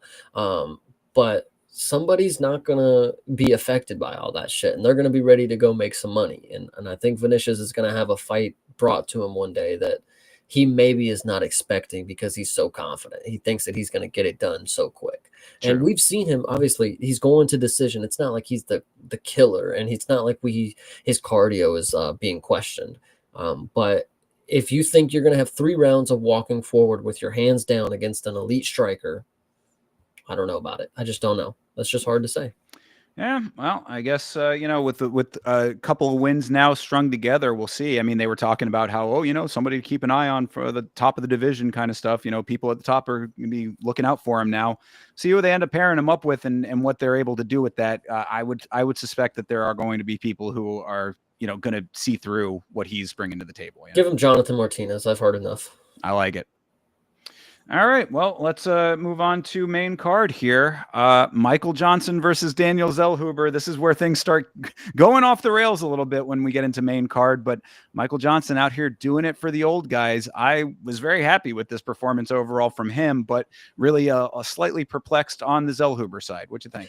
Yeah, Daniel Zellhuber is officially off the list. I mean, he's not somebody that I could ever count on again. This is a 39-year-old Michael Johnson who put on the performance of a lifetime, bro. He literally dropped Daniel Zellhuber, and I can't even believe what I was witnessing from Daniel Zellhuber. He literally was throwing high kicks only in the whole first fight. That's all. The whole first fight, the whole fight, he literally was just throwing high kicks. Never once, even after Nick Sick. Oh my God, this was so funny. After the first round, and we've seen this before. I forget who it was.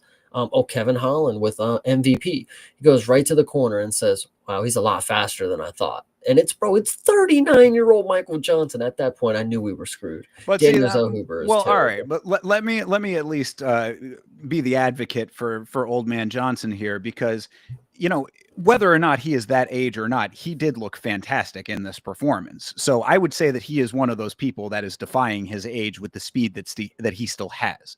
Like you can say that he's an old guy, and he certainly is when it comes to this sport. But when you're able to move like he was moving, it certainly did not look like he was 39 years old. So regardless of the age aspect of it, when you're fighting like that, I think you got to be a little bit understanding of that aspect of things. I mean, Zellhuber should have been anticipating a better fight out of him than he did, maybe. But I mean, I really think that you got to give it up to Michael Johnson for still having the athleticism at that age.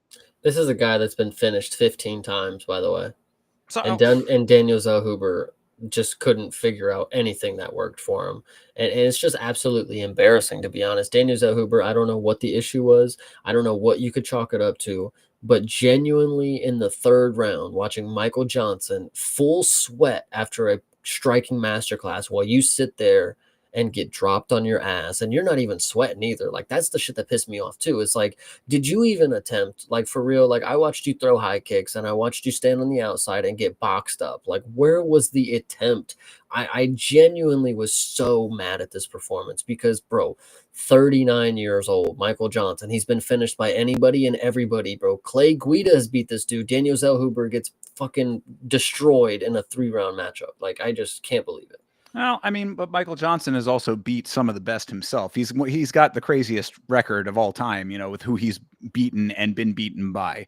So I want to give the proper respect to the veteran Michael Johnson here, not just dogpile on Zellhuber, but there are definitely things about Zellhuber's performance that were not great, and you're highlighting a lot of them. I think that Zellhuber does have some nice kicks, but if he wanted to stay at range, the volume needed to be higher. I mean, like, if you're just going to kick, that's not the worst strategy if you're worried about getting touched, but you have to do it at a high rate of output and then combo it with some hand strikes at some point. I mean, like, you can soften up the body with some kicks nicely and then pick your shots with your hands thereafter. He just wasn't doing that. It was like he had some kind of mental block going on with, like, putting it all together. Like, it was picking single shots a lot more, while you have on the other side Mike Johnson, who's going after it.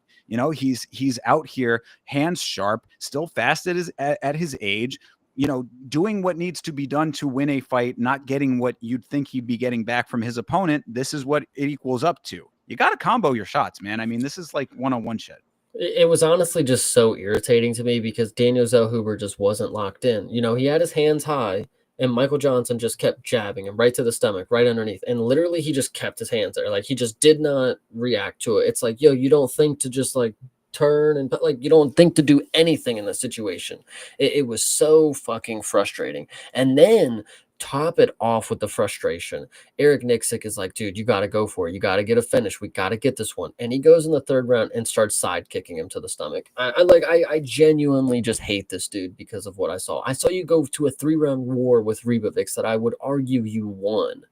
And then you do this. No fucking chance. Yeah, I did feel bad for Eric Nixick in this moment because he was, Nixick is one of my favorite coaches, and one of the reasons that is I think he gives amazing cornering, and the corner advice was 100% correct through both cornering sessions. Like, it was at first you need to use your hands more. It was really just engage your hands. I want to see more hand striking. Like, you're doing a lot of kicking, throw your hands out there a little bit more, and then thereafter, it was go and actually bring this fight to him and make something happen. You need to the kicks are not all that you have in your arsenal here. And it was like he almost was like Sean Strickland in the sense of like it was flying past him, but it wasn't that because you heard him actively listening to it. So it was frustrating for Nixick. I felt bad for him, like giving good advice and it's just not being followed. No, this fight it just hurt my fucking head so much. Shout out to Michael Johnson because, like I said, he put on a great performance. But Daniel Zellhuber, dude, you are off the list of anybody that I will put stock into. Yeah, and an unfortunate way to start out main card because, I think a lot of people were thinking that this was going to be a big fireworks display on Zellhuber's side, of course, with the age of Michael Johnson. Did not go that way. But on the other side of the equation, if you bet on Michael Johnson, that plus 550 on this book, plus 500 on a lot of books, that came through in a big way. So shout out to everybody who had faith in the old man. Talking about a title run still. 39 years old, wants to run for the title. I say let him go as far as he can. Yeah, and it shouldn't be very far because there should be a prospect that is damn decent that finishes a 39-year-old who's been finished 15 times. So whatever. I can't believe that performance. That it just really is terrible. Yeah. Well, if you didn't like that performance, how about the next fight? Dan Ige versus Patricio Pitbull. What another slow plodding fight on the Pitbull side, but also slow and plodding on Dan's side as well. This was a fight that happened. I thought I was as close as they can be when it's the split decision Pitbull call. I was very set on that being a realistic outcome. I thought this should have been a split, but to be honest, this fight was just boring. This fight really sucked because the whole first round they did nothing. Second round, I think that was the round that Pitbull dropped Dan Ige to the knee. He took a knee for the vets. Shout out Dan Ige. But this one just sucked because I talk about Dan Ige a lot. It's like this is as good as they get before you get great. So Pitbull, if he's gonna be great, he's gonna beat Dan Ige. If he's not, then rest is history. But obviously he is a little bit better than Dan Ige because Dan Ige is like, listen, we know that Dan Ige is good at negating game plan or game styles. He is very good at being whatever you need him to be in the defensiveness, but he oftentimes is just that. Like he doesn't have anything offensively that he's producing unless it's a fucking overhand from hell that he throws from his hip, and it's fine when it works, but like Pitbull is in the same fucking case where they just sit there stagnant and wait for that one fucking shot to happen.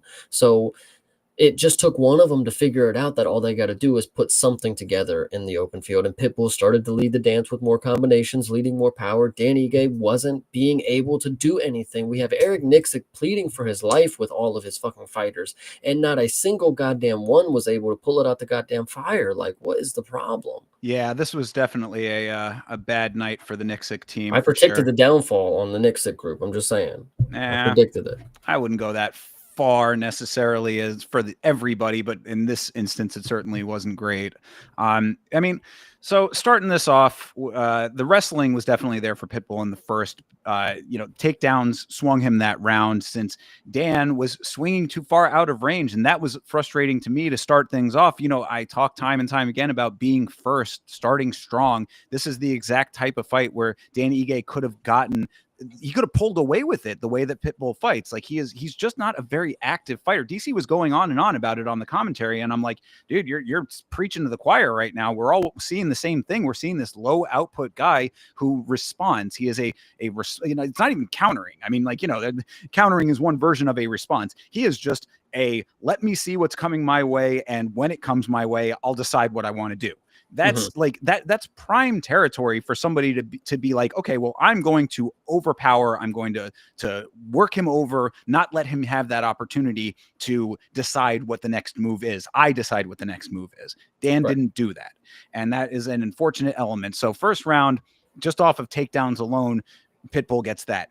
Ige turns up the striking a little bit in the second. Should have extended the combos when he had the chance to, because Pitbull ends up stinging him and evens things out with some hands and another takedown. I mean, that was, I think what you were talking about when he went down to the knee. Dan should have been way more urgent in his actions after he recovered. I mean, there's so many times where Dan had the opportunity to bring urgency to the table and didn't do it against a much more inactive fighter. So Dan catches Pitbull with the knee early in the third round, but Pitbull stays on with the grappling. Dan thwarts the grappling, but doesn't do enough on top. It was just time and time again where Dan Ige had opportunities that he didn't capitalize on. Pitbull capitalizes a little bit more. The whole fight felt like it was at like 0.75 speed. So I gave Pitbull all 3 rounds, but that's a very sad thing to say. Yeah, it was a horrible performance, not gonna lie. This was just not a fun one to watch. And Dan Ige is somebody that always brings a fun performance. And I remember typing in the Discord that Patricio Pitbull was just allergic to fun. I mean, there's just never gonna be a fun performance that he puts on. It's always gonna be like this. And you have to have somebody who's gonna actually whoop his ass in creative ways, like Yair did, of course. And that will be a fun performance to watch. But if you have somebody who's only gonna negate what Pitbull does, and he's going to have to play off of what Pitbull is leading the fight with, it's not going to be exciting. Not going to be anything to watch. And even with Yair, like I felt in the Yair fight that he wasn't even going after it as much as he could have been. Like that's what I'm waiting for, somebody who's going to come out here, say, I don't give a fuck about any of your previous accomplishments, because Ige had said that. They were talking about that on, in the pre-fight lead up. Oh, he had a loss in his debut in the organization. He's got a point to prove now, but I'm going to, put a stop to that. That's not happening with me. I'm pressing the violence button or whatever the hell, he's got all this shit that he was saying. And I'm like, I want somebody who's actually going to do that. Say, I don't care about any of your previous accomplishments. I don't care about who you've beaten or not beaten in here. I'm going to win this fight. I'm going to do it decisively. And you're not going to have a chance to do any of your little counter bullshit or wait for your opportunities. That's all that it takes. Yeah. No, I agree with you. So, yeah, and then the other thing, too, to your point as well, like I had said on the watch along, this is the exact type of performance. Yeah, he might have won this fight, but there was nobody who is now a Pitbull fan because of this. Like, he's on a pay-per-view because of all of his previous accomplishments, but do you really want to continue to book this guy who's either going to lose or win like this? Yeah, co-main of the Apex is as best as I can give you right now. Yeah, you're right. Exactly. You're Rick in the pawn shop with this. I believe it. But yeah, so, I mean, he gets the win here, whatever. We'll see what they match him up with next. But I mean, him thinking that he's going to be a champion in this organization, I mean, there's going to be a rude awakening. And it's only going to take one person to do what I just laid out. Go in there and be decisive against him. Be first, be effective. Oh, but Michael Johnson, head on to your title shot, buddy. Way fucking different. Come on, dude. You got to admit that Michael Johnson was at least active, at least going after it, working the body over, doing what he needed to do. I will agree. Michael Johnson put on a hell of a performance and made me a believer. Doing it for the old guys. Come on, man. I need something. You got to give this to me. Hey, speaking of the old guys, we could talk about this next fight. Sure. Kevin Holland versus Daniel Rodriguez. This was a wild ride. I for sure, when I had heard that Max and Dustin didn't win fight of the night, I for sure thought that this was going to be fight of the night. No, absolutely not. What's nuts about this is I had the worst viewing experience ever for this. So sucks. I missed a lot of good stuff that happened. But I do know that Daniel Rodriguez apparently is the one and only person that can just knock Kevin to the ground, other than Michael Oleksiejczuk. He drops him. Kevin Holland looked so slow in this fight. Don't know where he was at. Don't know why he looked so bad. Like I said, Rodriguez drops him, goes for the finish. Probably should have just stood him up there. The dude can't even fucking walk. But then we get later in the fight, it's a little gritty. Kevin Holland actually gets some good shots back, traded late. Finish still doesn't come. This one was, for what I can see, very, very fun, but just two dudes that we should have seen a better performance of Kevin Holland. We should have seen a worse performance of Daniel Rodriguez. They actually met right up in the middle for a war. That's kind of just how it went. I don't know how many times I have to say on this show that Kevin Holland is betting poison, but I will say it one more time for the people in the back who didn't hear me the first 100. Kevin Holland is betting poison. And this fight is exactly the perfect example of it, because you never know what version of Kevin Holland you are going to get. The version of Kevin Holland in this fight was, I thought, would have been more effective, but for some reason was not. It was the more composed version. He wasn't talking a whole bunch. He, really very, very minimal jawing at all. I don't think he even really opened his mouth all that much at all. He was very locked in, it seemed like. He seemed like he was really focused and taking the fight very seriously. But Rodriguez just able to punch his way past the ranged attacks, which I think threw him off. It felt like Holland just didn't get settled. And you'd think that a guy like Holland, who fights every freaking week, that he could just go in there and be settled. But for some reason, I don't know what it was about Daniel Rodriguez specifically, but like Holland was, like I said, very measured in this, didn't want to get close at first. Rodriguez capitalized almost just off of pressure, because Daniel Rodriguez has a great way of punching his way forward. And that, I think, did a lot of work to take away some of the things that Kevin Holland can sometimes get away with when it comes to his striking. He has deceptively long arms as well, Rodriguez. For his frame, you think of him as like a big stocky guy, and that is true. He definitely does have a big, broad torso, but like his arms are pretty long. So the range wasn't always on Holland's side. So him punching his way forward got him close enough into range where he was touching Holland in ways that I don't think that Holland was expecting.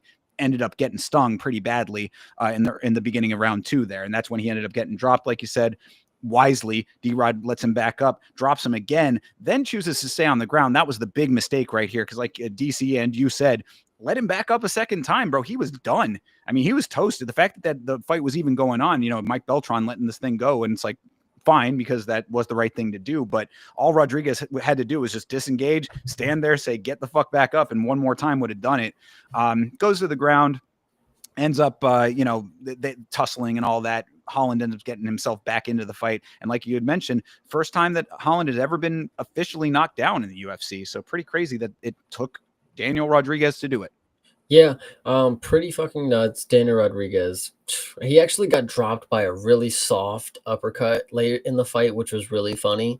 But he was exhausted. So the fact that he finished this fight was very, very good. I always love a performance when they get on the mic, and Daniel Rodriguez is one of the few people that'll get on here and do this, where they'll actually let you know that they were like surprised they won. Like, man, I don't even know how I did that shit. I just walked in here, a few weeks ago, I was just eating cheeseburgers, and I'm happy. It's a good performance. And shout out to him. I do agree. It was a great performance.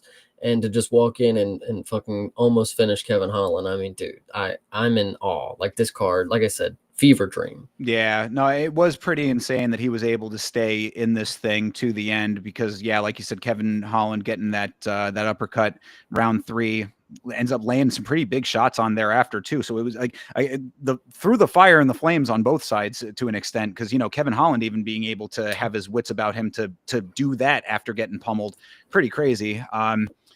Tries for some grappling late in the round. D-Rod ends up in mount as well. That was, like another opportunity that he could have possibly finished, but he was so tired. So yeah, this to me definitely was fight of the night in my opinion. 2-1 Rodriguez, absolutely the right call here, but it was hell to get there.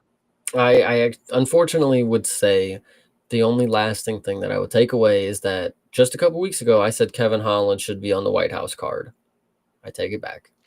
Yeah, he's just too much of a wild card. I want to like Kevin Holland. Like, I mean, like when he is on, he's great. Like, he has greatness in it. He shows those flecks of greatness. I think I said it, a couple of months ago, where I was like, it's like he almost doesn't allow himself to be as great as he's capable of being sometimes. I don't know if that was that here. I think it was more just Rodriguez doing things that he wasn't anticipating. But at this point in his career, fighting as often as he does, there should be nothing surprising at this point. Like, you should know what you're getting into with any one of these guys. Elite made a great point. He was listening to a lot of the the pre-fight stuff during the week, and Kevin Holland said that he just wasn't confident that he was at like championship level or whatever. And Elite was like, dude, you got a split decision loss to the current champ. You need to be locked in right now. You could make a good push. And then he came in here and stunk up the performance. So maybe he just wasn't in the right headspace. I mean, Kevin Holland is not a dude that is, unknown to just be in a funk. Who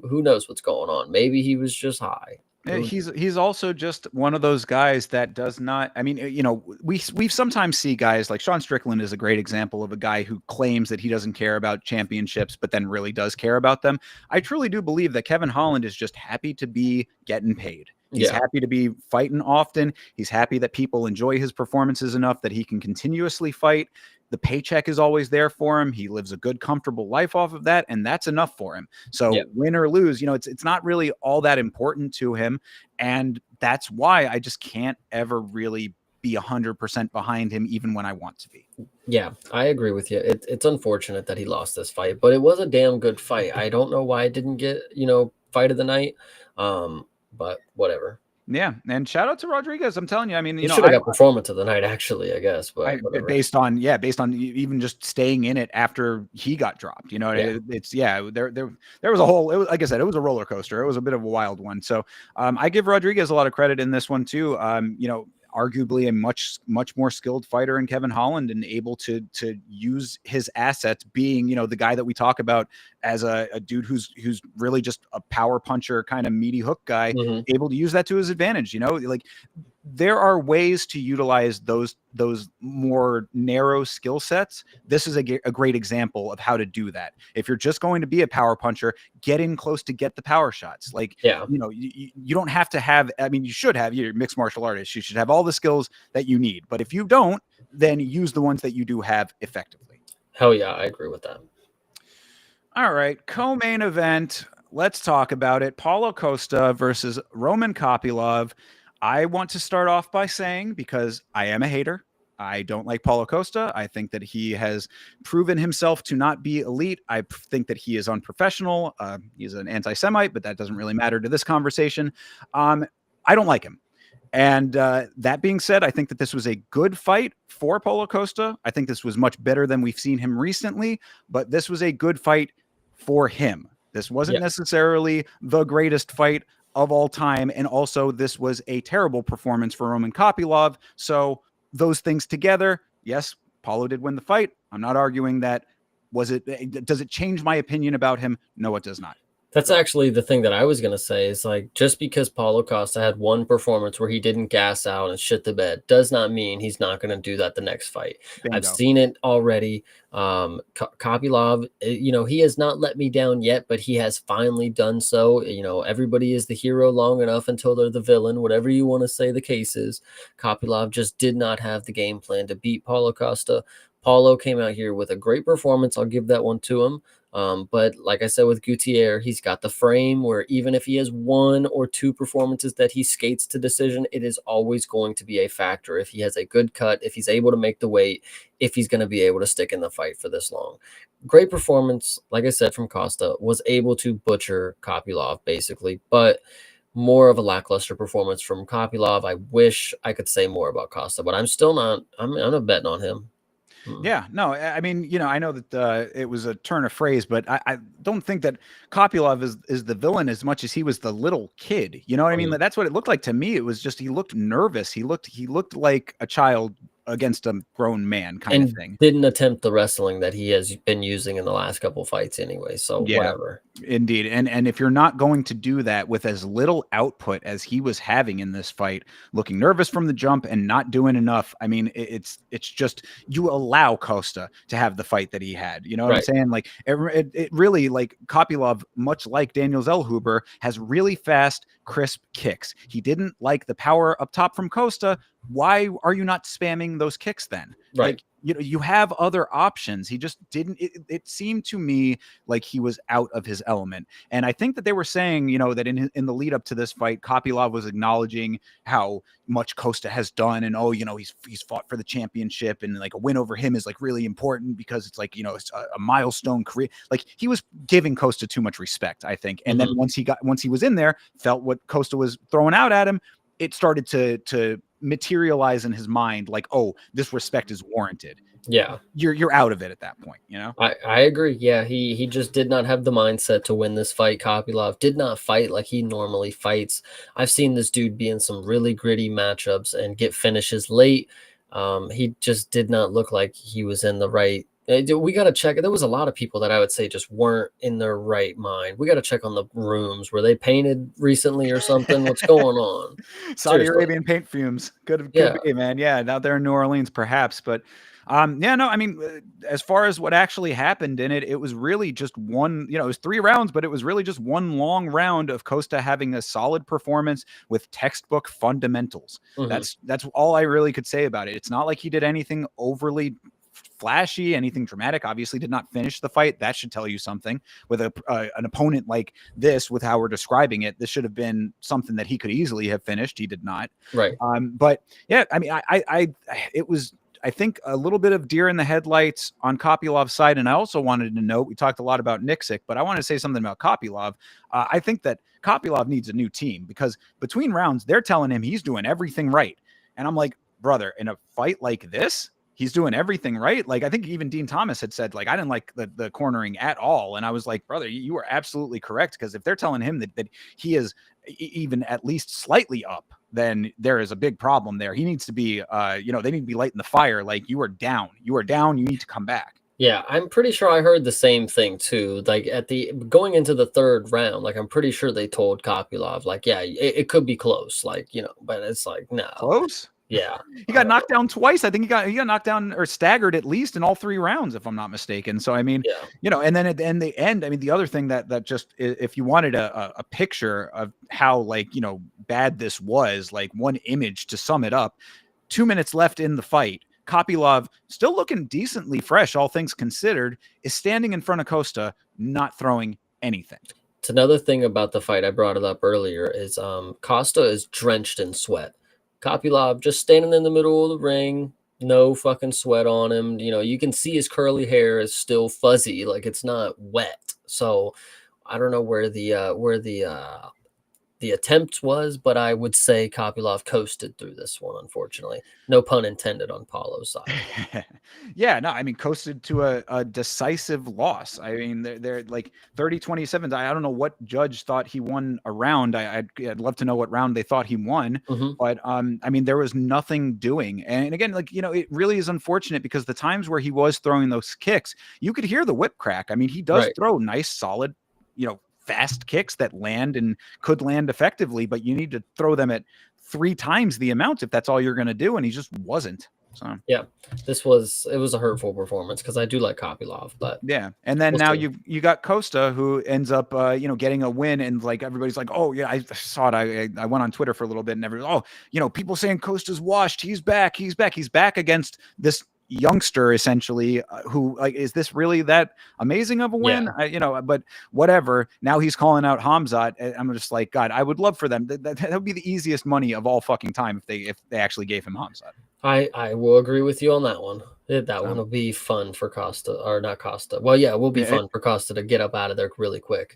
yeah. Fun to watch that 30 seconds that would take. Yes. But yeah, so, oh well, Paulo Costa gets a win. I will take my licks for being wrong about the prediction, but no confidence going forward. 100%. All right, finishing this thing off, the main event of the evening, Max Holloway versus Dustin Poirier for the BMF title. This their 3rd meeting, and the retirement fight of Dustin Poirier. What'd you think? I thought this was a great main event. I thought the fight was awesome. It was one of those fights that just didn't seem real. Like I said, the whole main card was a fever dream, and to have this topped off being as impressive of a performance from both of them, it was just honestly awesome. When you're watching it, first round goes by and it's decently close. Max took it most likely, and then the second round comes and Max drops him, and then you throw your hands up like, oh no fucking way. Oh, that was the first round. He dropped him in the first. They both dropped each other in the second round, though, so they Yes. Oh must not yeah, have yeah. tallied the other one. Okay, okay. But, dropped him in the first round, my apologies. Max obviously looking on top. It was the first round, you're right. Because I remember thinking like, "Wow, he really is just gonna immediately beat the fuck out of him," like That's what I had said. I was like, how crazy would it have been if he just put Dustin out in the first round in his retirement fight? That would have been awful. I'm so glad that that did not happen. yes, so we get to the second round, and then they both trade knockdowns on this one, which was pretty impressive. Dustin showing a little fire. Then 3 through 5, really just the same thing, Max leading the charge. I don't really remember too many of the bigger moments in this. Dustin jumped the ghillie. They got down to the final moments, and Max wanted to stand and bang, and Dustin didn't want any part of it. That was about the wrap up of it, in my opinion.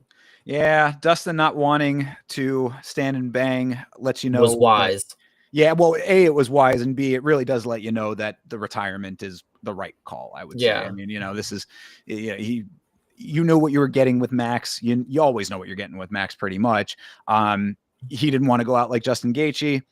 That I think that that's perfectly acceptable, and also yes, retire. Yeah. So yeah, this was just a really solid tag fest on both sides. I mean, what I had said on the watch along, aside from the times where they had each other compromised and dropped, the drops on either side, like if you have the spectrum of like the pendulum swinging each way, it was really just going choop choop choop choop choop one Yeah. way. Very very slight advantages on either side for most of this thing, because really what I have noticed with both guys is that they both use their boxing to dictate both their own movements and the movements of their opponents. Mhm. Anticipating the next move from the other person is a huge reason as to why they're such amazing fighters, both of them respectively. So Max is just a little bit better at this stage of the game in getting his opponent to do the things that he wants him to do, utilizing his striking to make that happen.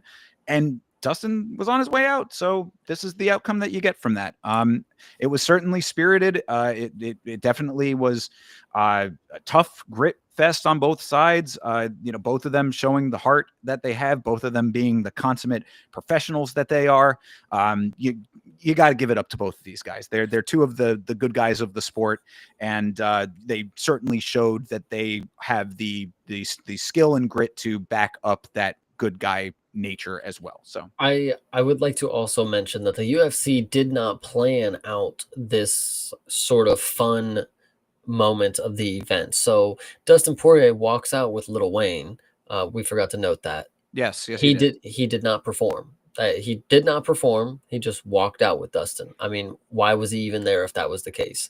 Second, when the match was over, Dustin was like, if I win the belt, I want Lil Wayne to wrap it around me. Why did Lil Wayne wrap it around Max? That was really fun. Like, he's there. I mean, that was the thing. The BMF, Lil Wayne, whatever. Well, I guess they have celebrities wrap the belt around, like The Rock did it one of the other times. So, the BMF is a fluff belt to begin with. We know this. The last one, It's just fluffy shit. the last thing I'll bring up is that they played a 5 to 10 minute video for Dustin after it, and I was thinking this was the plan. So if he would have got flatlined, you would have just had a Dustin, check it out. Check it out, man. I mean, probably. They would have Well, woken he's him up. They would stretchered have, out and he's got the yeah, little neck brace on. Like, they give him the smelling salts, and they how the hospital seats, the back raises. yeah, there you There you go. go. That's what they just bring him in one of those. Mhm. Yeah, no, I did think it was kind of funny that, I mean, obviously they were going to do the video package. We knew that, Yes. but it was funny considering how many knockouts we had on this card. We saw so many fucking videos of Dustin Poirier on this card. Like, good Lord, it was the Dustin show, as we knew it was going to be. And there's nothing wrong with that. I'm not saying that it shouldn't have been that way, but it was like, oh my God, another video. How many fucking videos can we watch of this dude? Yeah. I've seen so much footage of Louisiana within this event. It was mind boggling. But yeah, look, Dustin had a few good moments in this thing, all things considered. And as tough as he is, 4-1 is the right assessment, in my opinion. I think Dustin might have taken the third round, but that was about it. Yep. Nope. Max did exactly what I figured he was going to do and win by decision. Sadly, I did not have the funds to participate at this point. A lot of dogs won and upset my slips early. Yeah, yeah. I think we should also mention the class act that Max Holloway is after the fight, giving all of the shine to Dustin, going out there saying, "Hey, I'm sorry that I was the bad guy here. This is his night. Take it away." And then coming back and saying, "Y'all ain't getting hype enough. You need to make some noise for the man." Like, Max is just the best, man. I'm telling Yeah, you, there's a reason that he's my favorite fighter aside from being an amazing fighter. yeah, true. Max is a class act. I give it to you. This was a great performance for him. Obviously, the BMF is a sham because Ilya is not the BMF. So I don't know what else to say. It's hard for me to like. I love Max and I'll continue to root for him to win, but I'm not rooting for the BMF legacy on Max's name because it's just not right in my opinion. You So think it should be the lineal? You think it's JDM? no, I think Ilya is the BMF right now.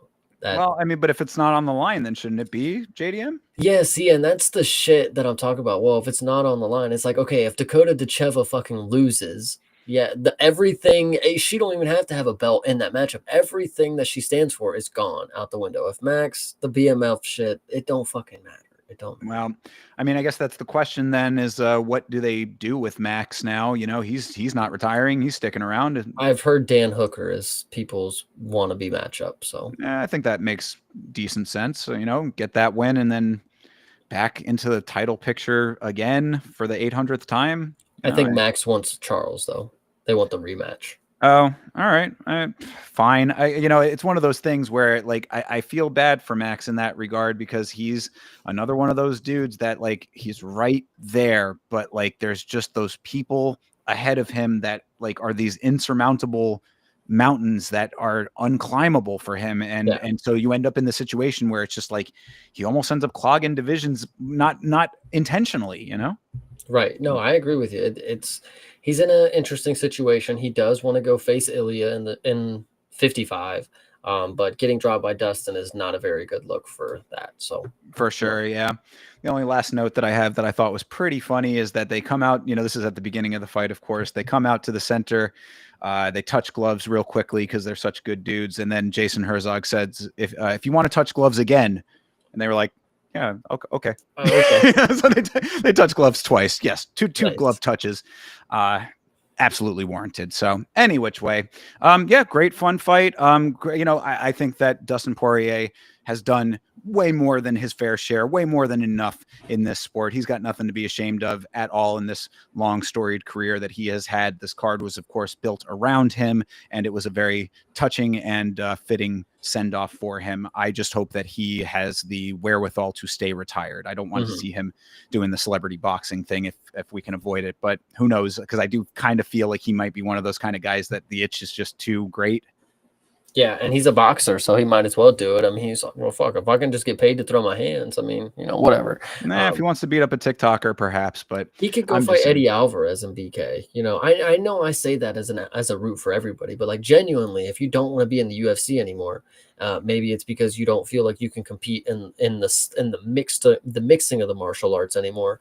You are still one of the best boxers on the planet. There's not 5 people better than you in BKFC. So Eddie Alvarez, Jeremy Stevens, whatever you want to do, go get that money because Connor apparently will pay it.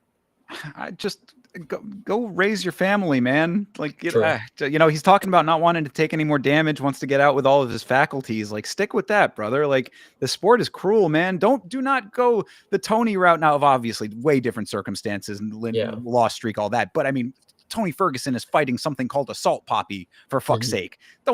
Please, Dustin, don't save yourself from that experience. You probably would win something like that, but just why? Yeah, I agree. I agree. Well, all things considered, then after talking it through, that was UFC 318, Holloway versus Poirier 3. What'd you think of this event? It started out good, and then it got crazy. It was a hard one.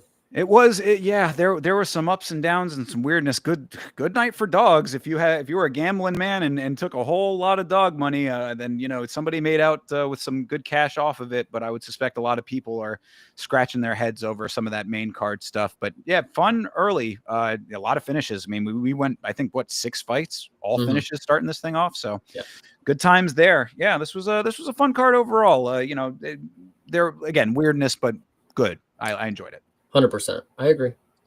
All Here, right. you introduce this. I'm going to run to the restroom real quick. Sure thing. Do your thing, man.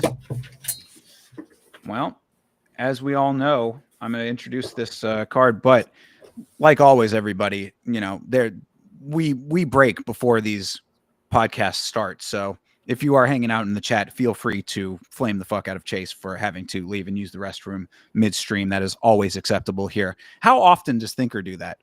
I got to ask you that. Is that something that you see me doing regularly? I got to pee. I have the smallest bladder on the planet, dude. I always have to pee. I never miss an opportunity to use the restroom anywhere that I am at. Chase, leaving the podcast mid-show. Just saying. So go ahead and throw that in the chat if you'd like to. But as we move forward, this current week coming up this Saturday is UFC Fight Night, Whitaker versus DeRitter. They have it listed as UFC Fight Night. I have it as UFC on ABC. That's what the Wikipedia has it listed as, but I guess any non-pay-per-view is technically a fight night. So UFC Fight Night, Whitaker versus DeRitter. This is taking place in Abu Dhabi. So keep in mind, everybody, that the start time for this thing is early. This is a noon start time for the prelims. So not an evening card. Make sure that you are getting there early, getting yourself situated and ready for this thing to start at 12 o'clock p.m. Eastern Standard Time. So welcome back, sir. Oh yeah, I'm actually, speaking of the time, I'm really happy that it's going to be a midday card. These are different vibes that we're bringing to these, and I really enjoy it. So I love it. I personally think that it's fantastic. Gives you your evening back. You get to right in the middle of the day. You roll out of bed, roll right into fights. Couldn't be better. I'm very excited about that aspect of things. So, going through it a little bit. Main event of the evening is Robert Whitaker versus Rainier DeRitter. Of course, Rob Whitaker is coming off of a very quick and brutal loss in a lot of ways. That whole front line of his teeth all kinds of jacked up after his loss to Hamzat. Rainier DeRitter, also a very accomplished grappler. What are you thinking about his chances against Rainier? I think the chances for Robert Whitaker to win are decent. I mean, but I don't know if I'm going to pick him in this matchup. I think I'll take the dog money on RDR and just pray that he's a specimen in the division and he's going to get shit handled for us. Rob Whitaker is one of my favorite fighters, and that is why the loss to Hamzat was so hurtful to me. It was not only the loss itself, not only the quickness of the loss, but it was the fact that he had said that he trained specifically for Hamzat. So if you're training specifically for a fighter, you, in theory, should have a good handle on what they bring to the table. He was not able to overcome that. For that reason, I'm leaning towards Rainier DeRitter. And I say that with no joy because, like I said, one of my favorites. But Rainier DeRitter has proven himself to be a pretty well-rounded fighter, very skilled in all of the mixed martial arts aspects of this game. He mixes the martial arts really well. Striking is better than average for sure. And on the ground, he definitely can hold his own. I think that if he gets Rob down, it's going to be a bad time for Rob. And that just seems to be something that is going to be conventional wisdom going forward until Rob proves otherwise. At 34 years old, as much as he has done in this sport, it's hard to think that an old dog is going to pick up new tricks at this point. I agree. I'm taking RDR. Yeah, hard to say because I really don't want to have to think that, and I'd be very happy if I'm wrong. But Rob, just it's too many times. Too many times I get let down, and after a while, it's like going back with an ex-girlfriend. You got to come to a point where it's like not again. Yeah, but it's fun sometimes. So keep that in mind, everybody. And it could be fun. So hopefully, maybe this will be the time. Maybe it'll be different this time. There you go. All right, moving on to the co-main. Petr Yan versus Marcus McGee. Obviously, Petr Yan fighting down for this one, but Marcus McGee proven that he is a formidable opponent on the feet. I like this matchup a lot, even if it doesn't move the needle for Petr. So I think that he's got a lot of balls for taking a fight that really doesn't do much for him as far as ranking goes, but could be another chance for him to style. I still am in awe that this matchup is real. Like, these two names just do not add up to me in this division for facing each other. But maybe Petr Yan, being the guy who wants greatness in this sport, he must know that Marcus McGee is somebody worth beating. This is somebody that is going to have good wins after he wins or loses against Petr Yan. Petr Yan should know that, and that's why he wants to take him out soon. So by the time he comes around to other opponents, his name is already in the mix because he's beaten him. I think this should be an easy performance for Peter Yan because he's so good and we've seen so much magic from him. But for some reason, the matchup is made, so I would not be surprised if a dog comes because we just see all the dogs winning now, apparently. So. Yeah, has been a good time for dogs recently, but that could just be recency bias. I mean, Marcus McGee has proven that he does have really solid boxing. I mean, he definitely conducts himself in the cage very smartly. I think he has good fight IQ. He also is a fighter that I think gets into the flow state pretty effectively. Like when he's on, he locks in pretty well. That all being said, I've always thought that Piotr Jan is an evolved version of him. Like he's just similar but better. Yeah. So for those reasons, I mean, Piotr Jan, it's like Piotr Jan is always going to be like a weird circumstance because he's a dude who I followed from the very, very beginning. Like with Josh Van, like that was me with Piotr Jan. Like I saw his entire rise, and then he went on that weird skid after the illegal knee and everything with all of that, and it just threw everything into a weird tailspin. So if you follow the career, it's kind of understandable why this fight is happening based on everything leading up to it. But that all being said, he does seem to be back now. And if you saw the fight with Davis and Figueiredo, I mean, he is when Piotr Jan is on, man, it's something else. Like he really, for 5 rounds, I mean, this is not a 5-rounder, but like in that fight, seeing him being able to just do whatever he wanted on the feet for 5 rounds, it's something, it's next level. So for those reasons, I've got to believe that Piotr Jan is able to stuff this. Marcus McGee getting a win would be pretty surprising. If it does, then that shoots him into a stratosphere that I don't think anybody's anticipating at this point, but I'll believe it when I see it. Until then, Piotr Jan gets the nod for me. 100%. All right, moving on down. Shara Bullet Magomedov versus Marc-Andre Barriault. Is this a good bounce back fight for Shara after his loss? Yeah, but I don't know if I'm sold on him finishing Marc-Andre. Marc-Andre is somebody who gets finished, yes, but I think he might go for a clinch-heavy style on this matchup. Shara does have a way to be very stalling against the cage. He doesn't necessarily make it more than just a clinch where they can punch your thighs kind of deal. But hopefully Shara comes out here and gets a finish. If he comes out here and gets a finish, guys, I will once again be on the train saying that Shara Magomedov, one of the better KO artists that we've seen in a long time. I don't know if a finish over Marc-Andre really moves that needle for me, though, because Marc-Andre is a guy that can get finished. I mean, we've seen him finish several times in some better ways than others. Somewhere it's like, oh, man, really?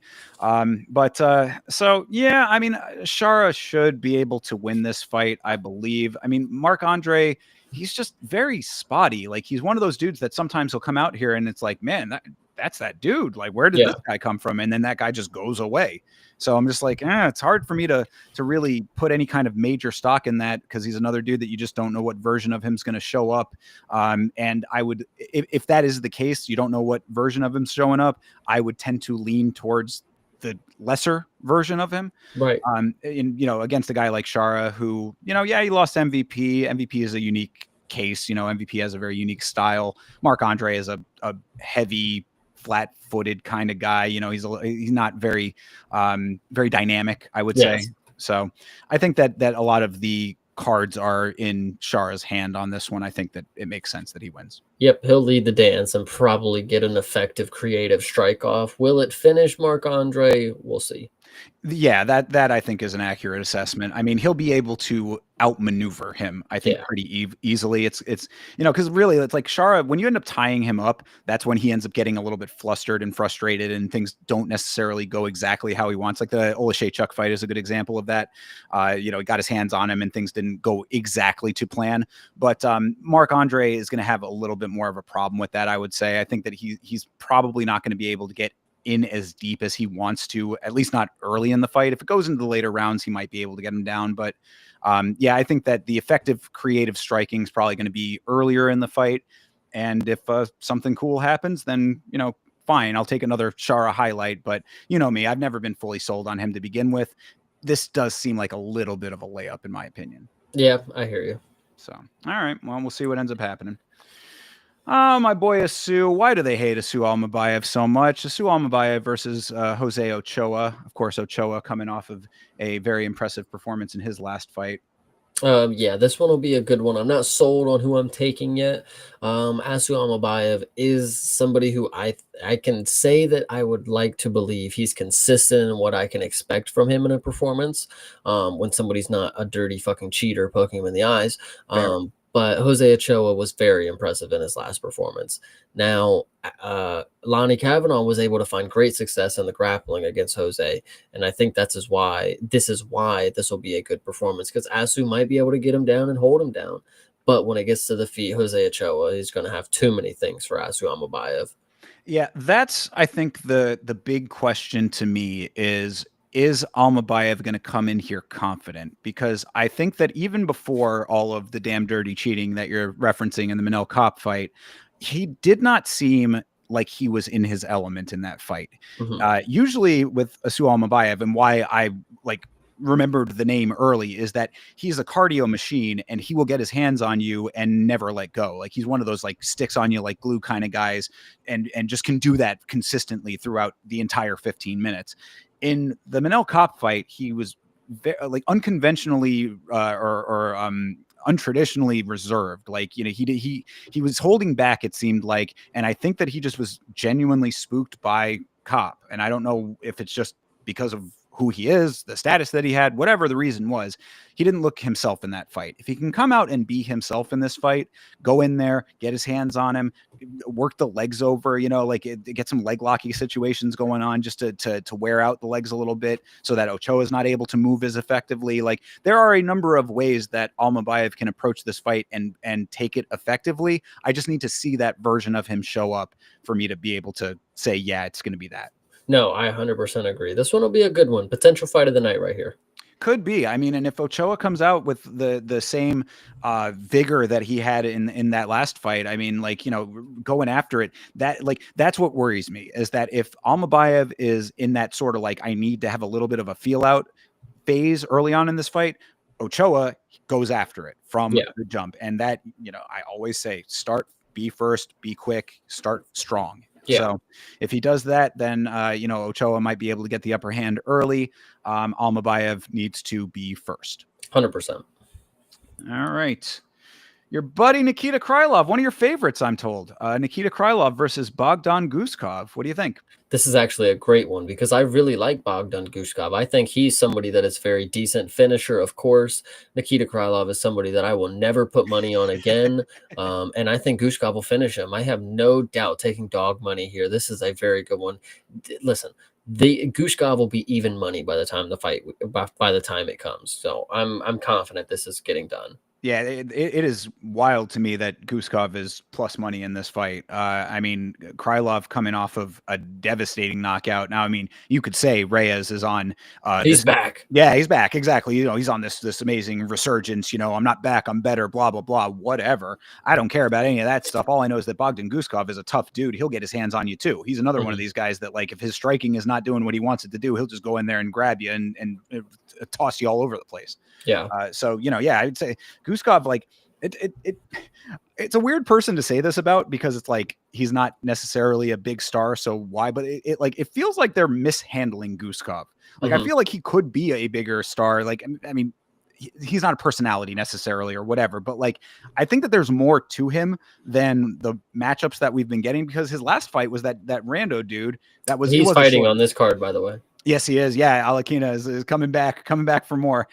What a Chad for round two. But yeah, I mean that was a short notice. Yeah, obviously a unique situation, but like his original opponent, I don't think was like even somebody who was like needle moving for him. So I'm just like, Bogdan Guskov is not bad. Like, give this guy like appropriate matchups, especially light heavyweight. He could make a better name for himself. Maybe a win over Krylov does that, moves him up a little bit more, but like I think that there's more to him than what we're getting out of him currently. Well, they were waiting for Anthony Smith to retire, and now he can take the place as Anthony Smith. So there's only room for one goblin-faced bald guy.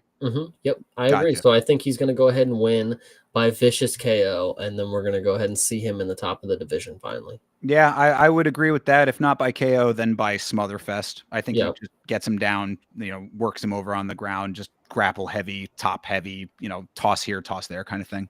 100%. All right.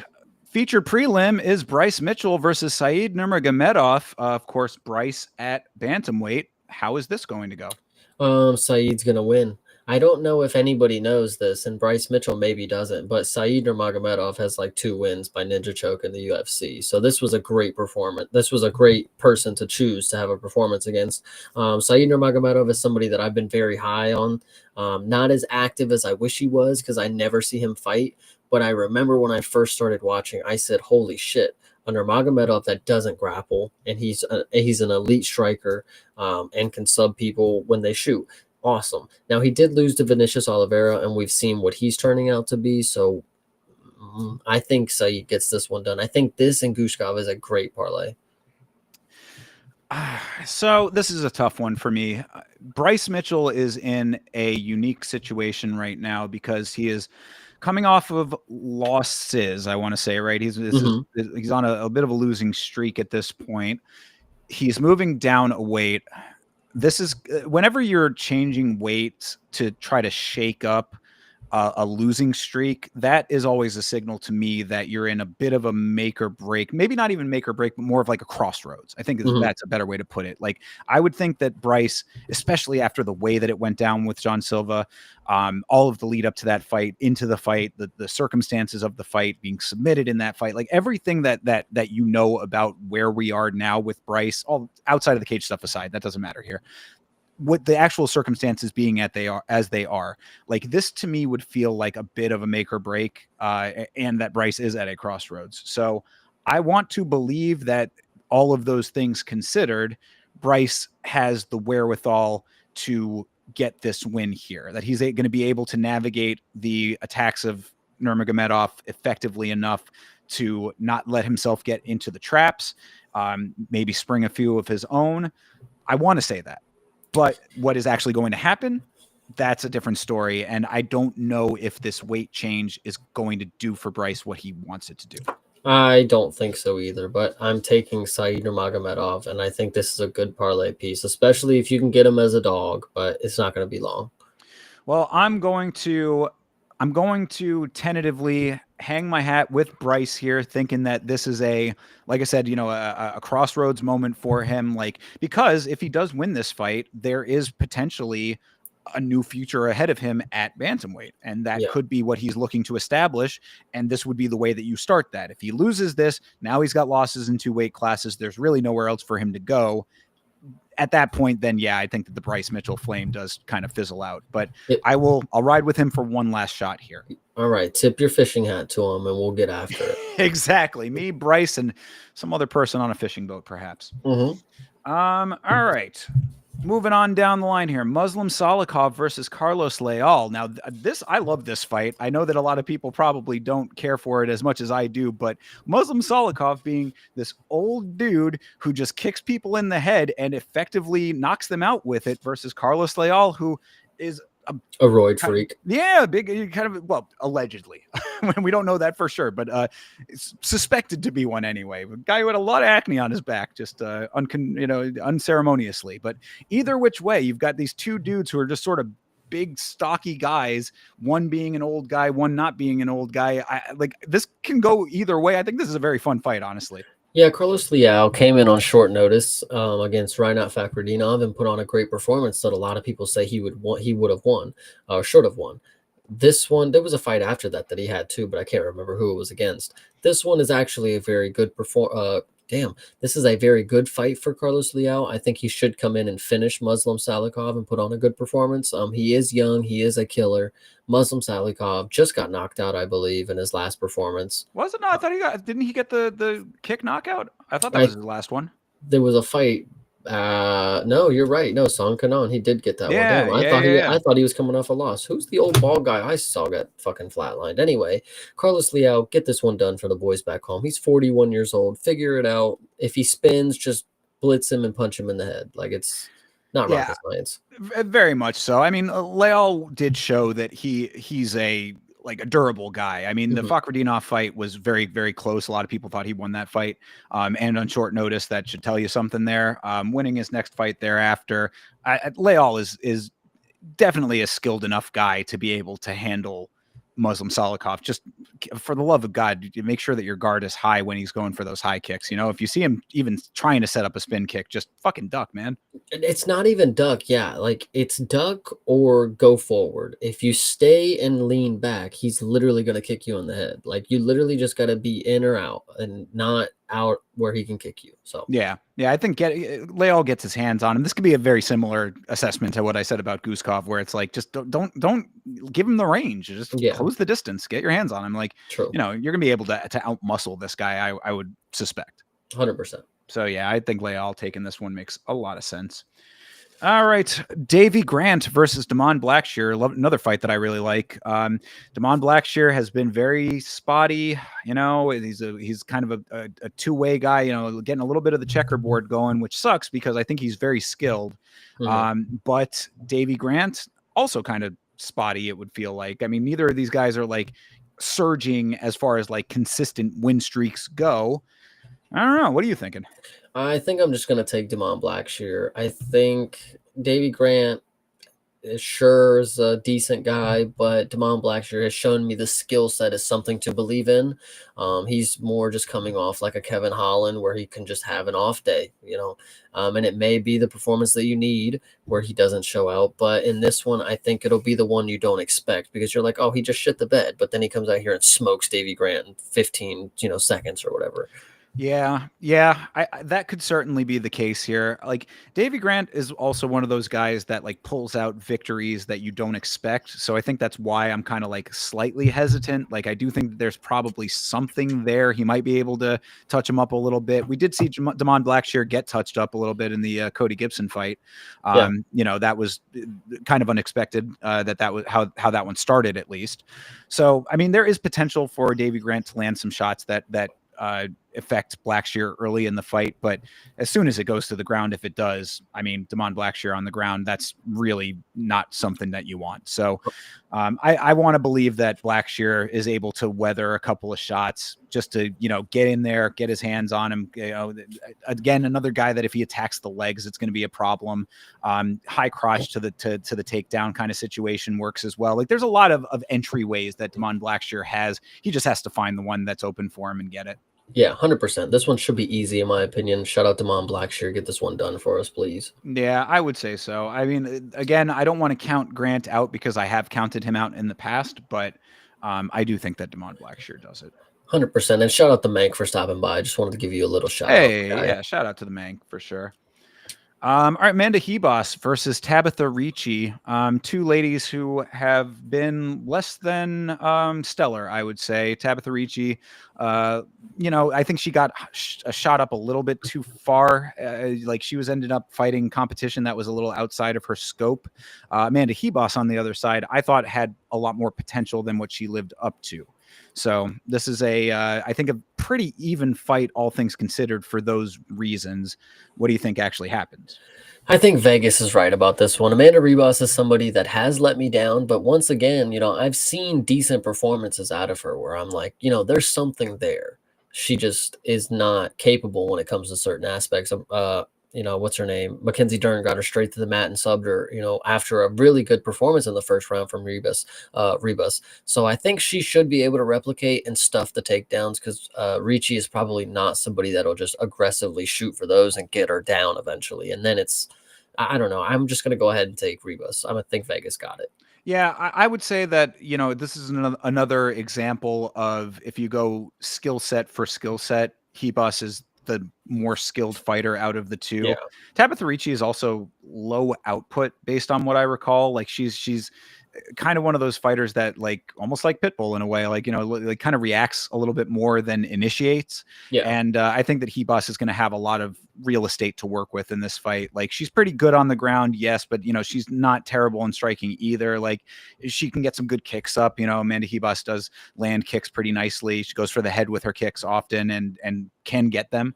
So, I think that Hebus is a good pick in this one. Could Tabitha Ricci pull off of the upset? Yeah, probably. I mean, it's not out of the question, but gut Rebus definitely 100%. makes sense. Yeah. And she is my manic pixie dream girl. She has such an amazing, bubbly personality outside of the cage. It's infectious, I would say. Good deal. I'll leave that one there. Ibo Aslan versus Billy Elakina. The aforementioned Billy Elakina coming back for round 2. This guy doesn't know when to quit, I suppose, going up against Ibo Aslan, who is a powerful striker. What are you thinking here? I think it is dangerous to go up against Ebo. I think Ebo is clearly showing that he gives a fuck about grappling. He did not take time off after he lost to us. The first submission that Cutelaba had in the UFC was to Ibo Aslan, and he clearly did not take the time off to learn more grappling and more defensive techniques for it. Billy Elakana got Gushkov on his back for the entirety of the first round, almost finished him too. I think the finish is very live in this matchup. I think inside the distance is just the safest way to go. No way this goes to the decision.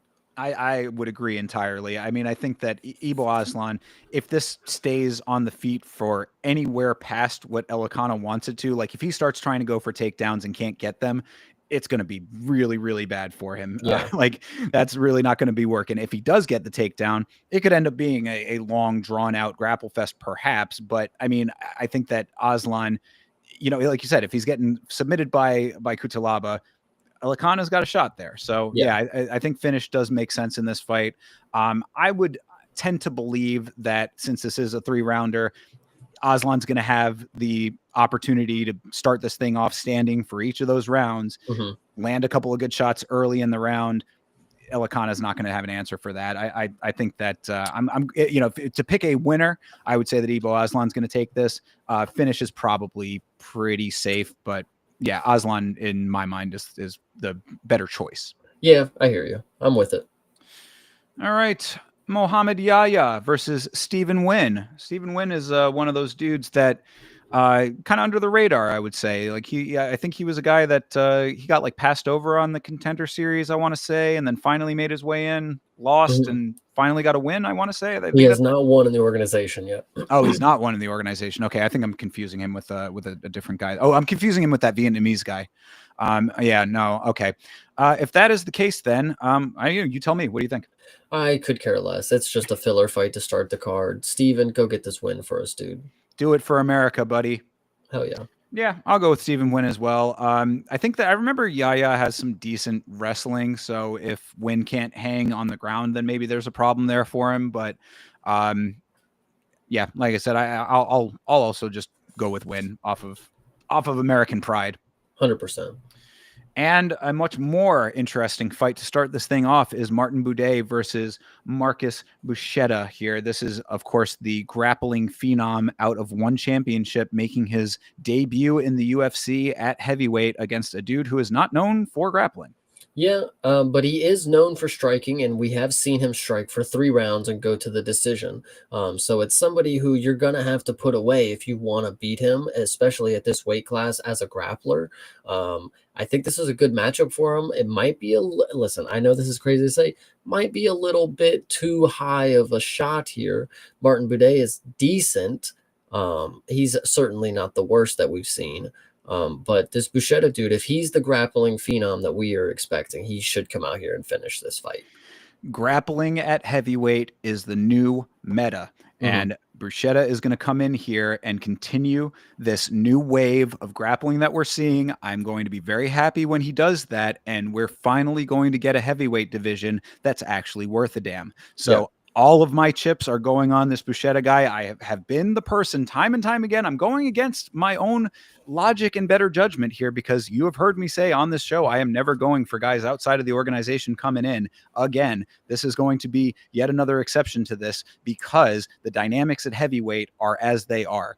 Okay. Buday, I don't think that he is going to have the answers. Now, he's Yeah, he's a tougher dude because like he's going up against guys who are just holding him against the cage. You know what I mean? He'll go to decision because of that. But if he's able to get him to the ground, if Buchetta can get him to the ground, pull a Walter Walker for me, buddy. Mhm. You know, show me that that is what's He going on does have a here. heel hook victory, by the way. There you go. So I think that this new wave of grappling at heavyweight is going to change what we conventionally think about the heavyweight division in the UFC.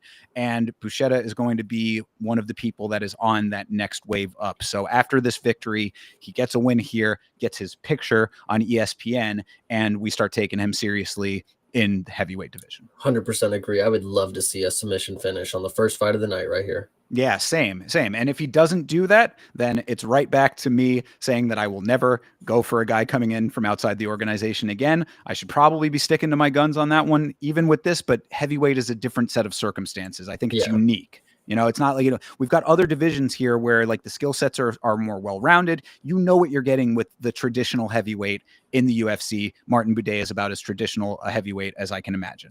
Yeah, I agree with you. I think this will be a good one to start the card. I'm very excited for it.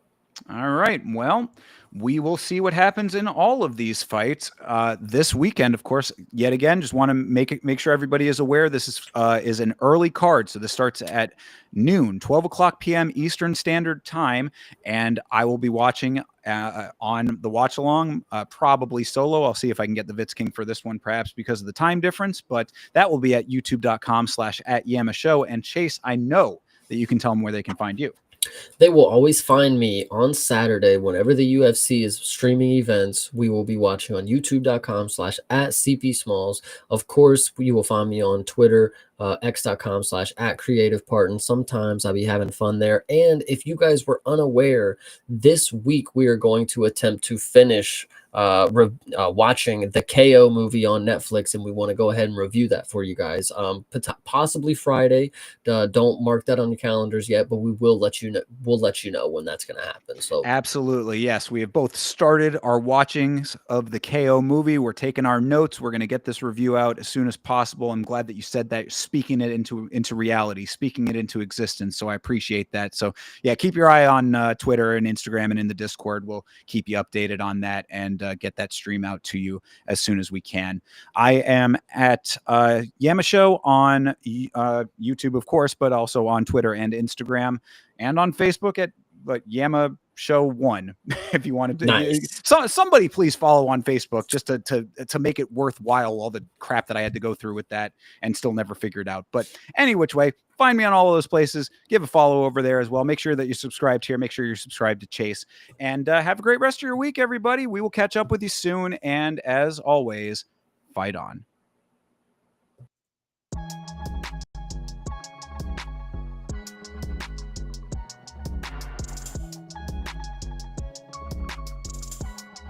Change.